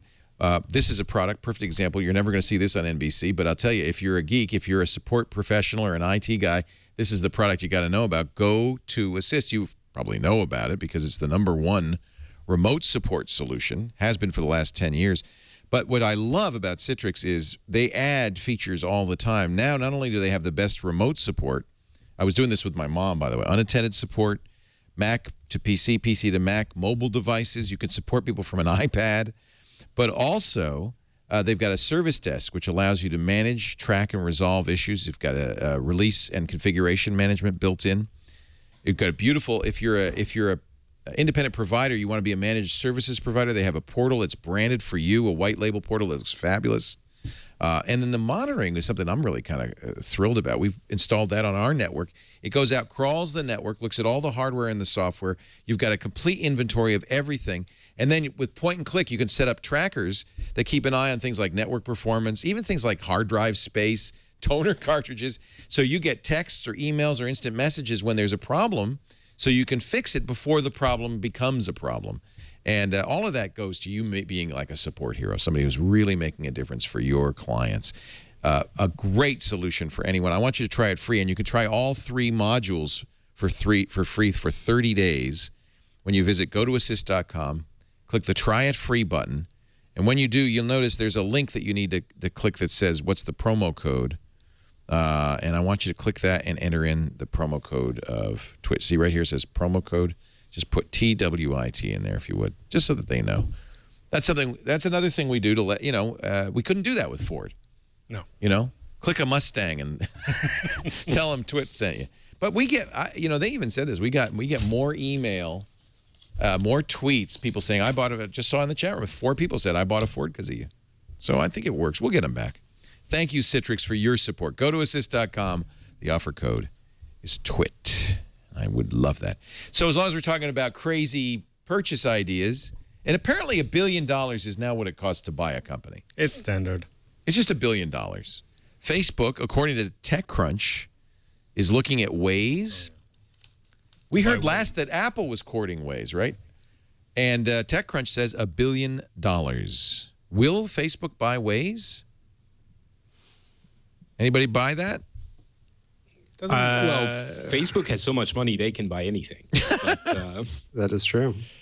I wouldn't put it past them. It seems a little weird because they're just so in different worlds, right? Waze is, I mean, I guess you've got it's social. The word social, but I mean, if you've ever used Waze, it's not really social. It's just there are other people on the map. You just see people on the map. There's nothing social about it the way that Facebook is social. It's just a traffic app. Yeah, it's like a traffic beacon and data app, and they're all about traffic data and mapping, and it's a great product. I use it all the time. I love Waze. It has nothing to do with Facebook. I mean, at least Instagram, you could say, okay, Facebook, one of their primary use cases is photos. They need to retain dominance in the photo space. Right.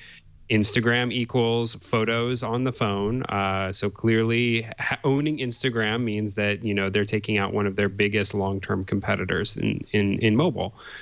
Waze is just I don't even see it, but who knows? I mean, Facebook's got to buy somebody, right? Facebook wants location though, right? I mean, location is very important to Facebook Mobile. Is it? I mean, they kind of got rid of their location stuff. What? Don't you check in? You got rid of check-in? On Facebook? Oh. They took it out? No, you can. I don't think they did. You still can. I'm pretty sure you can. Yeah, whenever I post a picture on Facebook, it has a button that says, "Where are you?" And no, I think they wanted. I mean, look, this is where the money is social and local, right? Location. I mean, Waze has like 47 million users. But what if you took Waze and used to having ads because it's ad supported? When I log into Waze, I log in through Facebook. It uses Facebook Connect, so it's tied in and it looks up my friends. But what if you could have Waze not just for driving down the freeway, but for the streets too? Because that would be that's one thing Google Maps does that I think is great. Is it has walking and cycling and transit directions. Maybe that's how you can enhance. And then you can actually extend it indoors to show. See, I think there's something there. Yeah. By the way. Facebook has purchased, at least to my knowledge, two other Israeli companies. In fact, we had one of the developers from Snap2 in here last week. That was a feature phone development company, and Face.com they bought. But some good stuff coming out of Israel. Some of the most interesting software. Is that because the government supports and funds it? Is it because why is so much good software coming out of Israel? They have awesome great developers, technology schools, the Technion in Haifa and all that. There's like 50-50 funds where private investors will fund your company and the government will match it with its own fund. There's lots of that, and in France, do they do something? When we go to Le Web, one of the things Loic's always bemoaning is the lack of the investment infrastructure that has really helped innovation in the U.S. It's sort of true, but still, there's a report that's supposed to be coming out, and you'll see that says that Paris is the city in Europe that has the most startups. And you see them everywhere. There's incubators. There's lots and lots going on, and events and all that. But yes, they don't command the same kind of investments that startups can command in the U.S. Or even in Israel, because Israel is it's like the 51st state investment-wise. It's good public policy. Oh yeah, I mean, right? I mean, it builds a tax base. But you also should promote education, technical education. And now we're going to have startup visas. The government is paying very close attention to this, which is surprising. It's a left-wing government, socialist basically, and they just announced a couple of weeks ago a series of measures that they're trying to implement to favor entrepreneurship in France, and it covers a wide range of topics. But there's certainly an appetite for it. I'm not sure that the social fabric and the economic fabric of the country facilitates this enough, and it's very cultural, and I'm not sure it's easy to change that. It's a little risk adverse. I actually think it does. I think one of the explanations is that, for example, if I get laid off tomorrow, let's hope it doesn't happen, I will get, you never have to work again. No. I'll get unemployment coverage for at least 18 months, during which I can start my own thing. Right. And lots of people are actually doing that. They're, quitting that job or getting laid off, and they're just, and the state is sort of, a socialist system isn't necessarily incompatible with a vibrant we would have to agree on capitalist. what socialist means. Right. You know, Well, a government doesn't mean the same safety thing in net. French. A governmental safety net. Yeah. That's what we call it here, Oh. which of course is not socialism, but that's another matter entirely. All right, let's move on. Adobe kills the Creative Suite. You cannot buy Photoshop. You must subscribe. This is what Microsoft wanted to do this for years. They still haven't been able to bite the bullet. Is Adobe making a mistake or doing the right thing? Oh, people are going to scream. They are. Bloody murder. They're already but still, screaming. this is the way things are going. The But software will be sold as a service, and that's it. They keep saying that their customers had like such a positive response to this course. change, and they couldn't believe it. And this is years further ahead of schedule than they thought they would be in the progress towards moving everything to software as a service. And we can't believe how positive our customers have been. Come on. Seriously, you think anybody's buying that line? No. Except Wall Street. I mean, apparently Wall Street bought that Well, it's line, good for business because it's an annuity. And I have to think that business, now there's two different markets for Adobe's Creative Suite. There's the individual graphic designer, but I think probably the market that Adobe's looking at is the designer in a larger business. The people who do your GDT site or do the Engadget site, who are working in-house.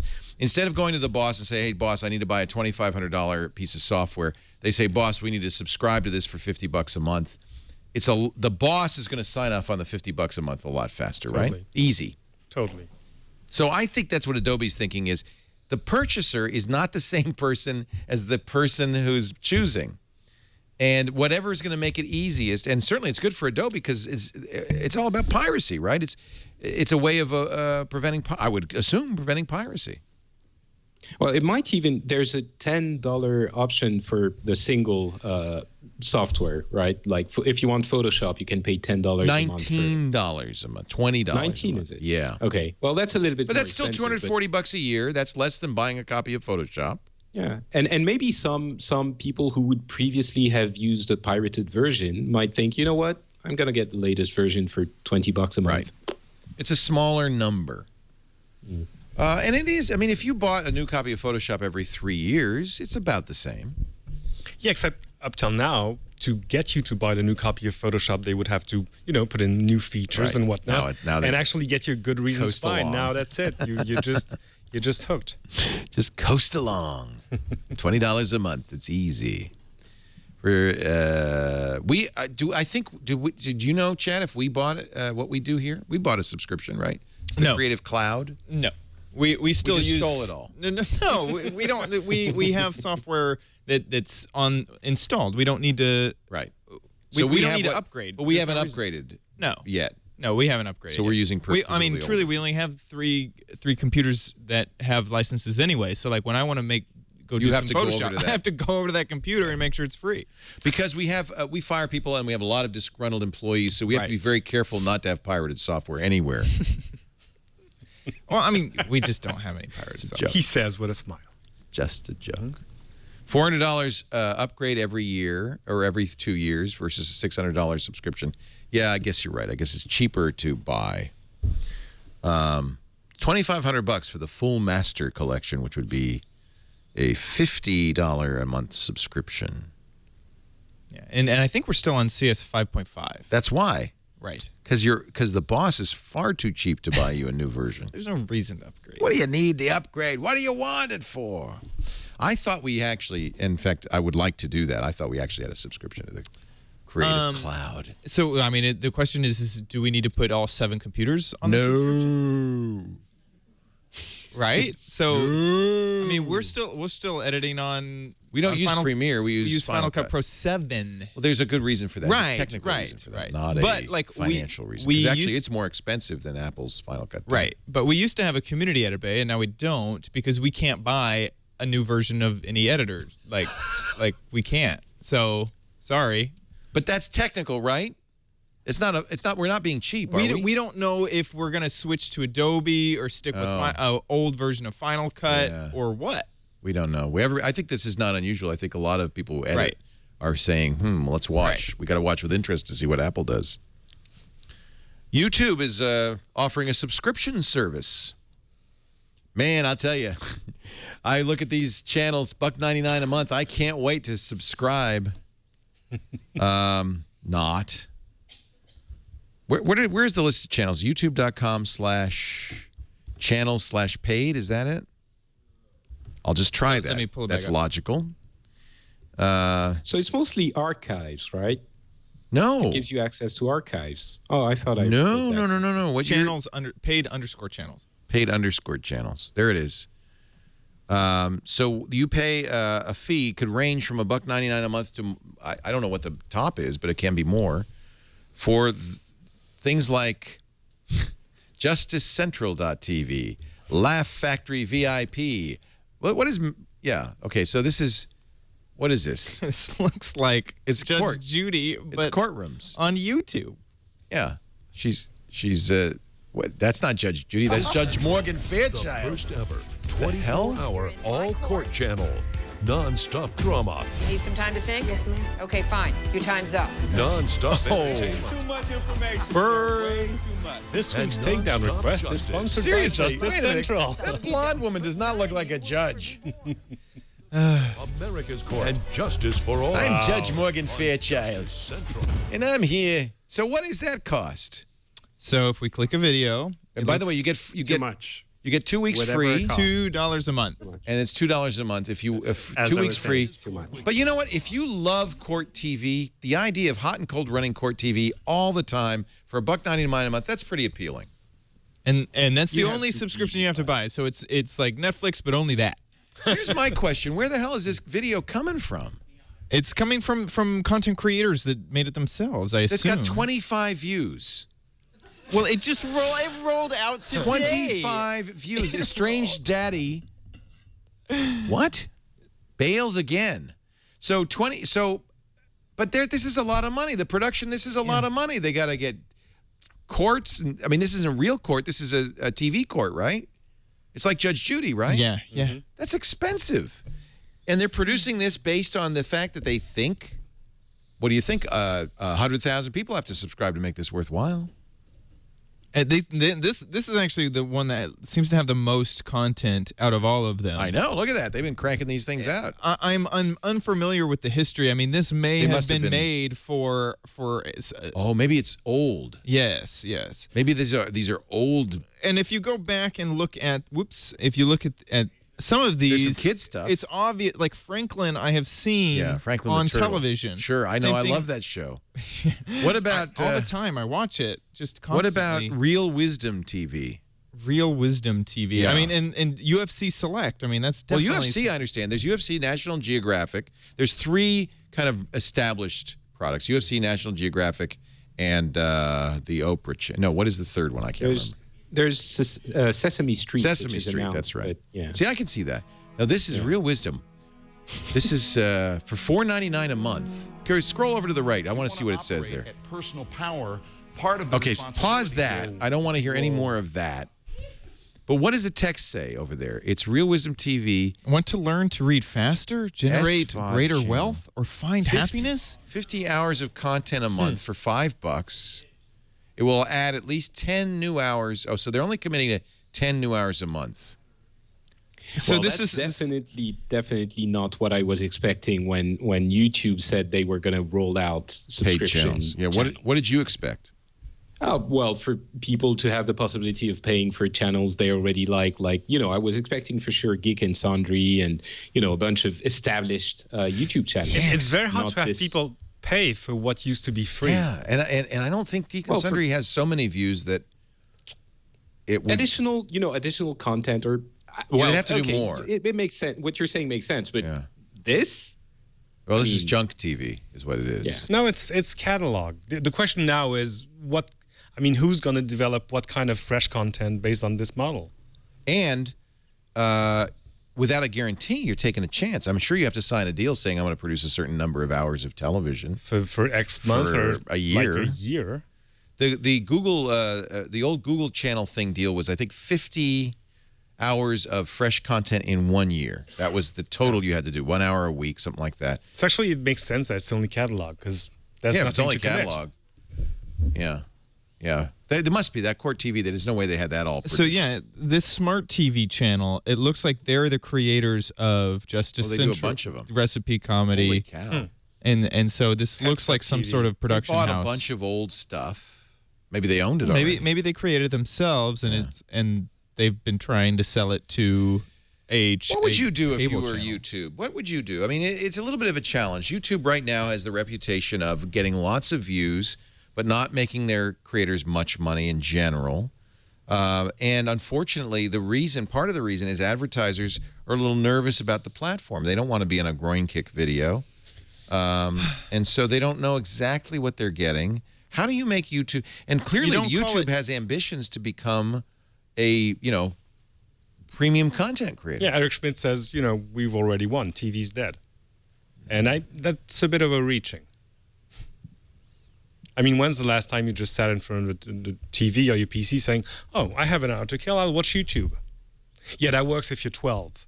Yeah. But other than that, that's it. Well, I think what he meant by that, is it's dead, but the body hasn't hit the floor yet. Kind of feel like that. Well, no, anyway, their ambitions are dead. YouTube's clearly not dead. Oh, no. I mean, it's amazing, but and it's wonderful, and I want it to survive. But I don't think that Google's ambitions for it are viable. Well, they got to start small and iterate, and it's going to take them They're time. going to try stuff. They're just trying. Yeah. This is throwing stuff up against the wall. It's hard to imagine a scenario where in 10 years, say, we haven't made a huge shift over to watching the majority of our content on Netflix or maybe HBO Go and services like HBO Go, or, channels as apps and YouTube. In that sense, TV is definitely on its last legs, as we know it today. Leo, would you consider putting your back catalog, the archives, on a channel like this with a subscription? Or, doing something? It's all available for free now. I mean, yeah, I know. But if I had been smart, I would not have put my back catalog online, and then I could have had some.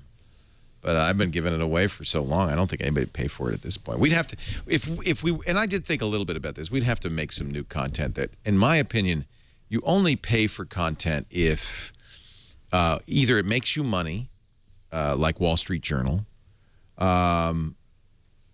if it's somehow really compelling, like House of Cards, where everybody's talking about it and you got to watch that, or there's enough variety. House of Cards, you wouldn't pay $7.99 a month just to watch House of Cards, but House of Cards and Arrested Development and a whole back catalog of old movies, maybe.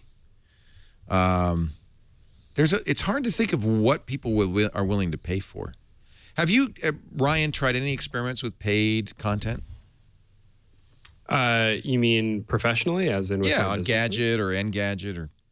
No, mostly for the same reasons that you just mentioned. It's effectively impossible to monetize web content when all of your competition is free. Right. And that's okay. There are adjacent ways of making money in most cases if you're creative. But in a kind of straight newsy world like an Engadget or something, you have to really kind of embrace the fact that you're going to be web ad based in terms of your revenue model for quite a while to come. Yeah. I mean, I'm a big believer in ad-supported free media, but that's what I grew up in. That's what I know. Radio and television. So I don't know paid content. Well, somebody who's doing it right, I think, is GigaOM. He has GigaOM Pro, where that's kind of Ohm's professional market research and intelligence group. And yeah, you're making money if you subscribe to that. It makes you money. There you go. So it's not something for your average audience member, and they know it and they charge for it, and it seems to be working very well for them. So they've got that figured out. But that's kind of a niche within content. That's not what we think of as being content with a capital C. Right. And then somebody in the chat room said training, and that's true. Lynda.com. People pay if it helps you get better at your job or teaches you to do something you need to know. I mean, I guess we could do that, something like that.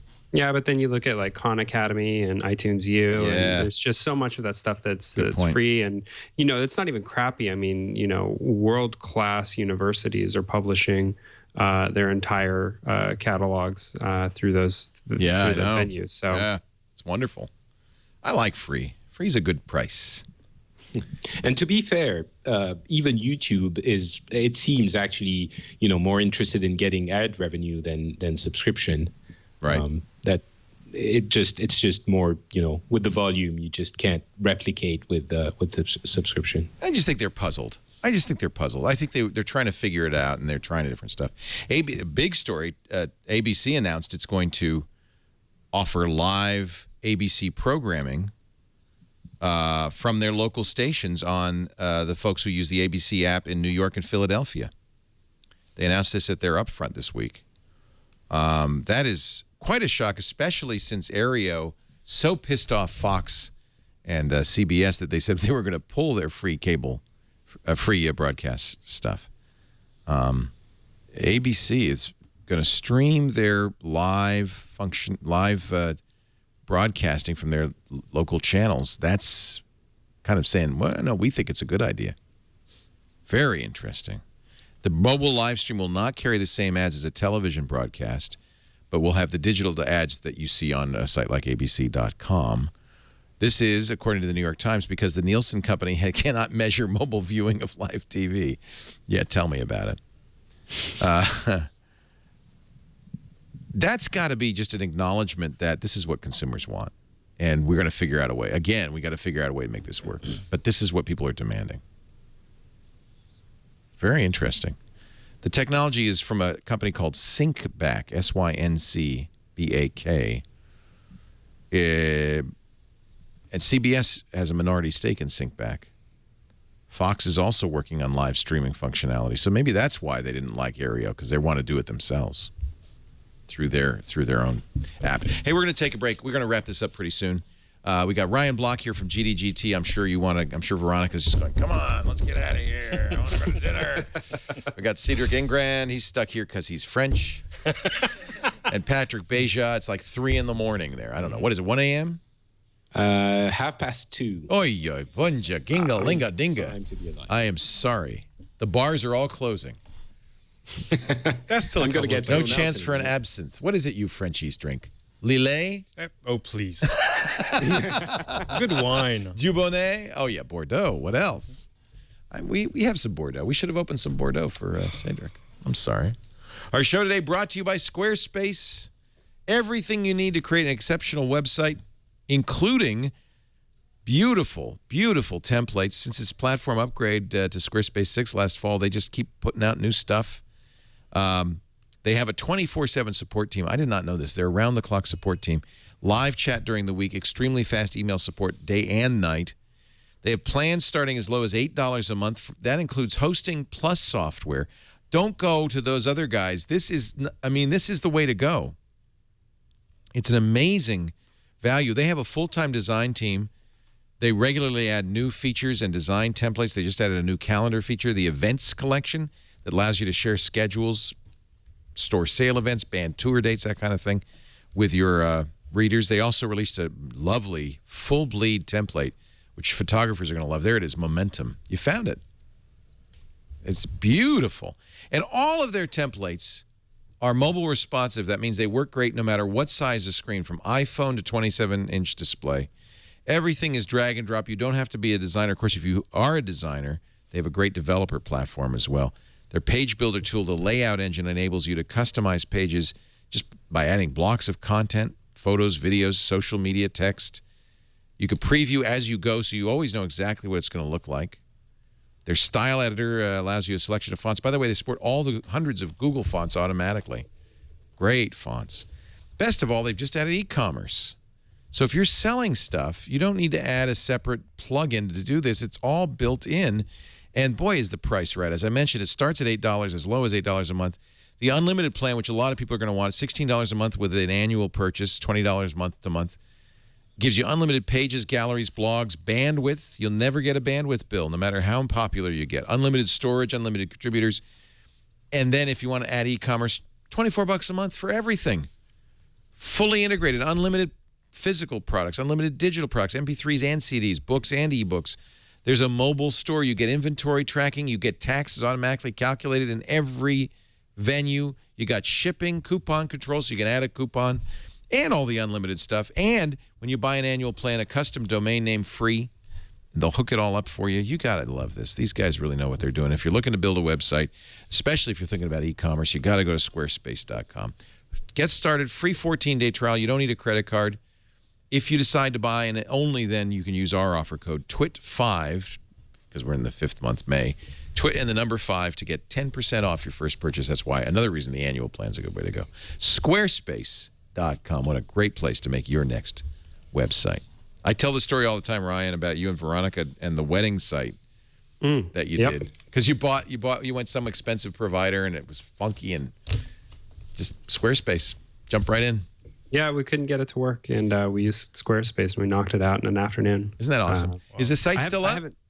I think it is, although I'm not going to share the domain, but you could probably guess it. But yeah, I haven't had a chance to use it since. But if I need to do that kind of knock out a site real quick, I will probably be using it again in the future. Yeah, it's just fabulous. Hey, here's a heartwarming story. I love this. Her name is Jenny Lemire. She was the only woman present at a Boston hackathon, high school student. She's a senior from Nashua, New Hampshire, who likes building robots, hiking, and entering hackathon competition. She goes to the Academy of Notre Dame in Massachusetts. She was the only woman at the hackathon on April 27th. 80 other competitors, all of them male. And she took her subcategory Best Use of Sync to Broadcast and overall Best in Show for her application, which blocks spoilers on Twitter. Brilliant! Brilliant! So you can type in what you want to block. Game of Thrones. I don't want to. No, I haven't watched it yet. You need this. You cannot watch a show anymore. Game of Thrones you can't watch after Sunday because you just can't go to Twitter because it's going to be all over Twitter. Oh my God, did you see what happened? Well, only if you follow jerks who actually post spoiler alerts. Well, people forget. They forget that not everybody watches at the same time. But this is a great story from Mother Jones about a young woman, 17-year-old, who is a great hacker. And there you go. That's an inspiration for all of us. I don't know if she's going to release this as an app. I hope she does. That would be cool. That's a great idea. There's actually a French site that does the exact opposite. You just click on a button and it spoils every movie you can think of one at a time. I put the link down there next to the story. Click it. It's called Et en fait à la fin. And what's that? Very Bad Trip. And it says, and in the end, he sleeps on the roof. And, my God, that's terrible. It's like all spoilers all the time. Yep. Did you have wow. the link? There it you is. Go. So Soylent Green is people. Oh! I haven't seen that yet. Yeah, and it just scrolls. No, at least it's in French. Thank God it's in French. Yeah. Wow, these are all spoilers. There you go. That's Hangover. Yeah. I actually understand this. That is very funny. This is awesome. Oh, that was good. That was Wild Things. I'll never forget that movie. There's a spoiler in that movie. I was busy. I didn't notice. Oh my goodness. Well, now we've really learned something here. Let's find out what's coming up on the week ahead. Tom Merritt, you tell me. Tom is here? Yeah. Hey, Leo, here's a look at some of the things we'll be covering on Tech News today in the week ahead. Coming up Tuesday, May 14th, Nokia has a Lumia event scheduled for London. Also, that's the day BlackBerry Jam and BlackBerry Live kicks off in Orlando for fans of the company formerly known as RIM. The FIDO Alliance is holding meetings with their newest members, including Google. That's a one login situation. Hopefully, they'll come up with something good. Wednesday, May 15th, Aereo brings free over-the-air TV and cloud DVR to Boston. Reddit's new privacy policy goes into place. And, of course, that's the day Google I.O. kicks off. Thursday, May 16th, Brian Krzanich takes over as CEO of Intel. And Friday, May 17th, is the Bitcoin 2013 conference in San Jose. That's a look at the week ahead. Back to you, Leo. Thank you, Tom Merritt. Now let's also take a look at, can you hear me? Oh, that's must be my headphones. Let's take a look at what you missed. This was a good week on Twit. We had some good guests. This is a little bit of what you might have missed if you didn't watch every single minute. Previously on Twit, triangulation. He just said, I'm Jimmy. I said, I'm Adam. I'm a boxing trainer. I said, all right. I said, I'll train you to box. He said, fine. I said, when do you want to get started? He said, how about today, about noon? I said, fine. This is so weird. Okay. This is the weirdest. All about Android. Then there's the very obvious issue. Like, look at me, you guys. Look at me. I don't know what you're talking about. You're wearing a pair of glasses. Without lenses. Really? Windows Weekly. By the way, I've spent the last 10 days out in the sun every day. You look good. Thanks. You tanned, I am rested. still not as colorful as Mary Jo. This Week in Computer Hardware. Some of the most depressing news I've had in weeks. The days of cheap RAM may be coming to a close, right? Jeremy Hellstrom up on PCPro.com. Are you worried about this, Ryan? Have you been stockpiling RAM along with ammunition and food for the apocalypse? The order has been RAM, food, ammunition. So yes, lots of it here. Twit. Now with half the calories. That was a good week. I hope you watched Twit. Now, here's the best part. It's all available on demand. You don't have to pay YouTube $1.99. Just go to twit.tv and download anything you want, including this show, which is about to wrap up. I want to thank you so much for being here, Ryan Block from Gadget. Congratulations on the sale to AOL. You're not moving to New York, though. No, I'm sticking around in San Francisco. Better. We got a lot of people here. I don't think Veronica would let you move. I'm pretty sure that would not be the case. She better. Plus, then I wouldn't be able to come up and visit you at the Brick House. Yeah, you two got to come up anytime. We always have a place for you. All right. It's nice to see you. We'll come up next time. Please. Thank you, Cedric Ingren, who made the trip all the way from Paris. He is the star of Plenacren. I'm flying back just now. On LCI. And you can watch that every week, right? Mm-hmm. Where he covers technology, the technology editor. And I'm Cedric on Twitter. Yeah, Cedric. Just Cedric. Just that's it? It's like Ryan. We're part of the First Name Club. You wouldn't know. He wouldn't know. I could take. I bet you get the best Twitter spam. Oh, do you get better spam if you have a one name? French Twitter spam. Oh yeah. Well, I get offers sometimes. See, Patrick's got a good one. Not Patrick. Yeah. Would you explain that? Well, Patrick was taken, and actually, my friend Jeff, who's also part of the one name club, Twitter, it's a friend of his apparently, and he wouldn't give it up. So I had to take not Patrick, and it seems that it started out some trend because there's a lot of people who are not something on Twitter I like as well. it. So some people do the real Patrick or the one and only, but or the Patrick. I like not Patrick. I like it. Yeah. It's memorable. I'm a contrarian. Yeah. I'm waiting for the chat room has it right. I'm waiting for Cedric the Entertainer to offer me $1 million. No, but actually I had a rapper First, you got to wait for his career to revive. I think that's the first part. Oh man. I had offers, which it's funny because I had an offer once. I mean, not an offer, but a question like, "How much do you want?" And I was like, a lot. I'm not sure. He said 5,000. No. I said no. For a first name like that, that's like having a 3-letter.com. That's gold. That's money in the bank. Patrick Beja's podcasts are available. Just go to his website. Don't mention that other one. Patrick Beja. Both works. NoWatch.net and Patrick Beja. Oh, don't. See, I'm trying. I'm really trying. We do this show every Sunday afternoon, 3 p.m. Pacific, right after This Week in YouTube with Lamar Wilson. That's 6 p.m. Eastern Time, 2200 UTC on twit.tv. Please stop by. We love it if you can watch live. The chat room is a great part of the show, really an important part. We also invite you to come visit us. We always have a nice live audience. Thank you all for being here. Just email tickets at twit.tv so we make sure we have a chair for you. Apparently too many people emailed. We've got a few extra chairs. That's okay. Who came from the farthest away? Anybody from that side of the U.S.? Tampa. That's close. Every time, the Florida people. Canada. I'm sorry. Okay. So, yeah, Canada's good. Hong Kong. Look at that.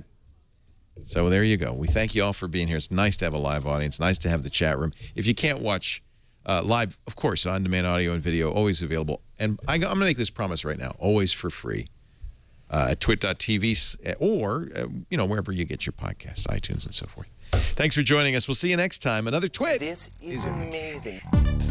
Yay, bravo. Happy Mother's Day. Doing the Twit. All right. Doing the Twit, baby. Doing the Twit. All right. It's time for Twit This Week in Tech. 2 contributors from France. It's just kind of a weird coincidence. Patrick Beja and Cedric Ingren are here, as well as Ryan Block from Gadget. We're going to talk about Google I/O. What can we expect from Google this week? A little look ahead to the next Xbox. And we'll also talk about something very interesting indeed called YouTube. It's time for Twit This Week in Tech. Ryan Block from Engadget and GDGT.com joins us, along with Cedric. I wonder if should I say their names or not. I'm saying them wrong. Go through it fast. Say right. Ryan, Cedric, and Ryan, Patrick. Cedric, and Patrick are here. Right. It's time for Twit This Week in Tech. Ryan Block from GDGT joins us along with Cedric Ingrand and Patrick Bejan from France to talk about the latest Google news, Google I.O. Coming up this week, what can we expect? The new PlayStation and Xbox. No, we didn't talk about PlayStation at all. Not a bit. Not a bit of it. Not a bit. Okay, here we go. It's time for Twit This Week in Tech. Ryan Block of GDGT. Yeah. Just breathe in and breathe out. No, it's not that. And then it's that I don't know what I'm going to say. Here we go. It's time for Twit This Week in Tech. Ryan Block from GDGT joins us along with Cedric Ingrand and Patrick Bejan from France. We're going to talk about the latest from Google. What's Google I.O. going to bring? We'll find out. Adobe's decided to stop selling software, only sell it by subscription. And YouTube has some new paid channels. What does that all mean? We'll talk about it this week on Tech. No! It's time for Twit.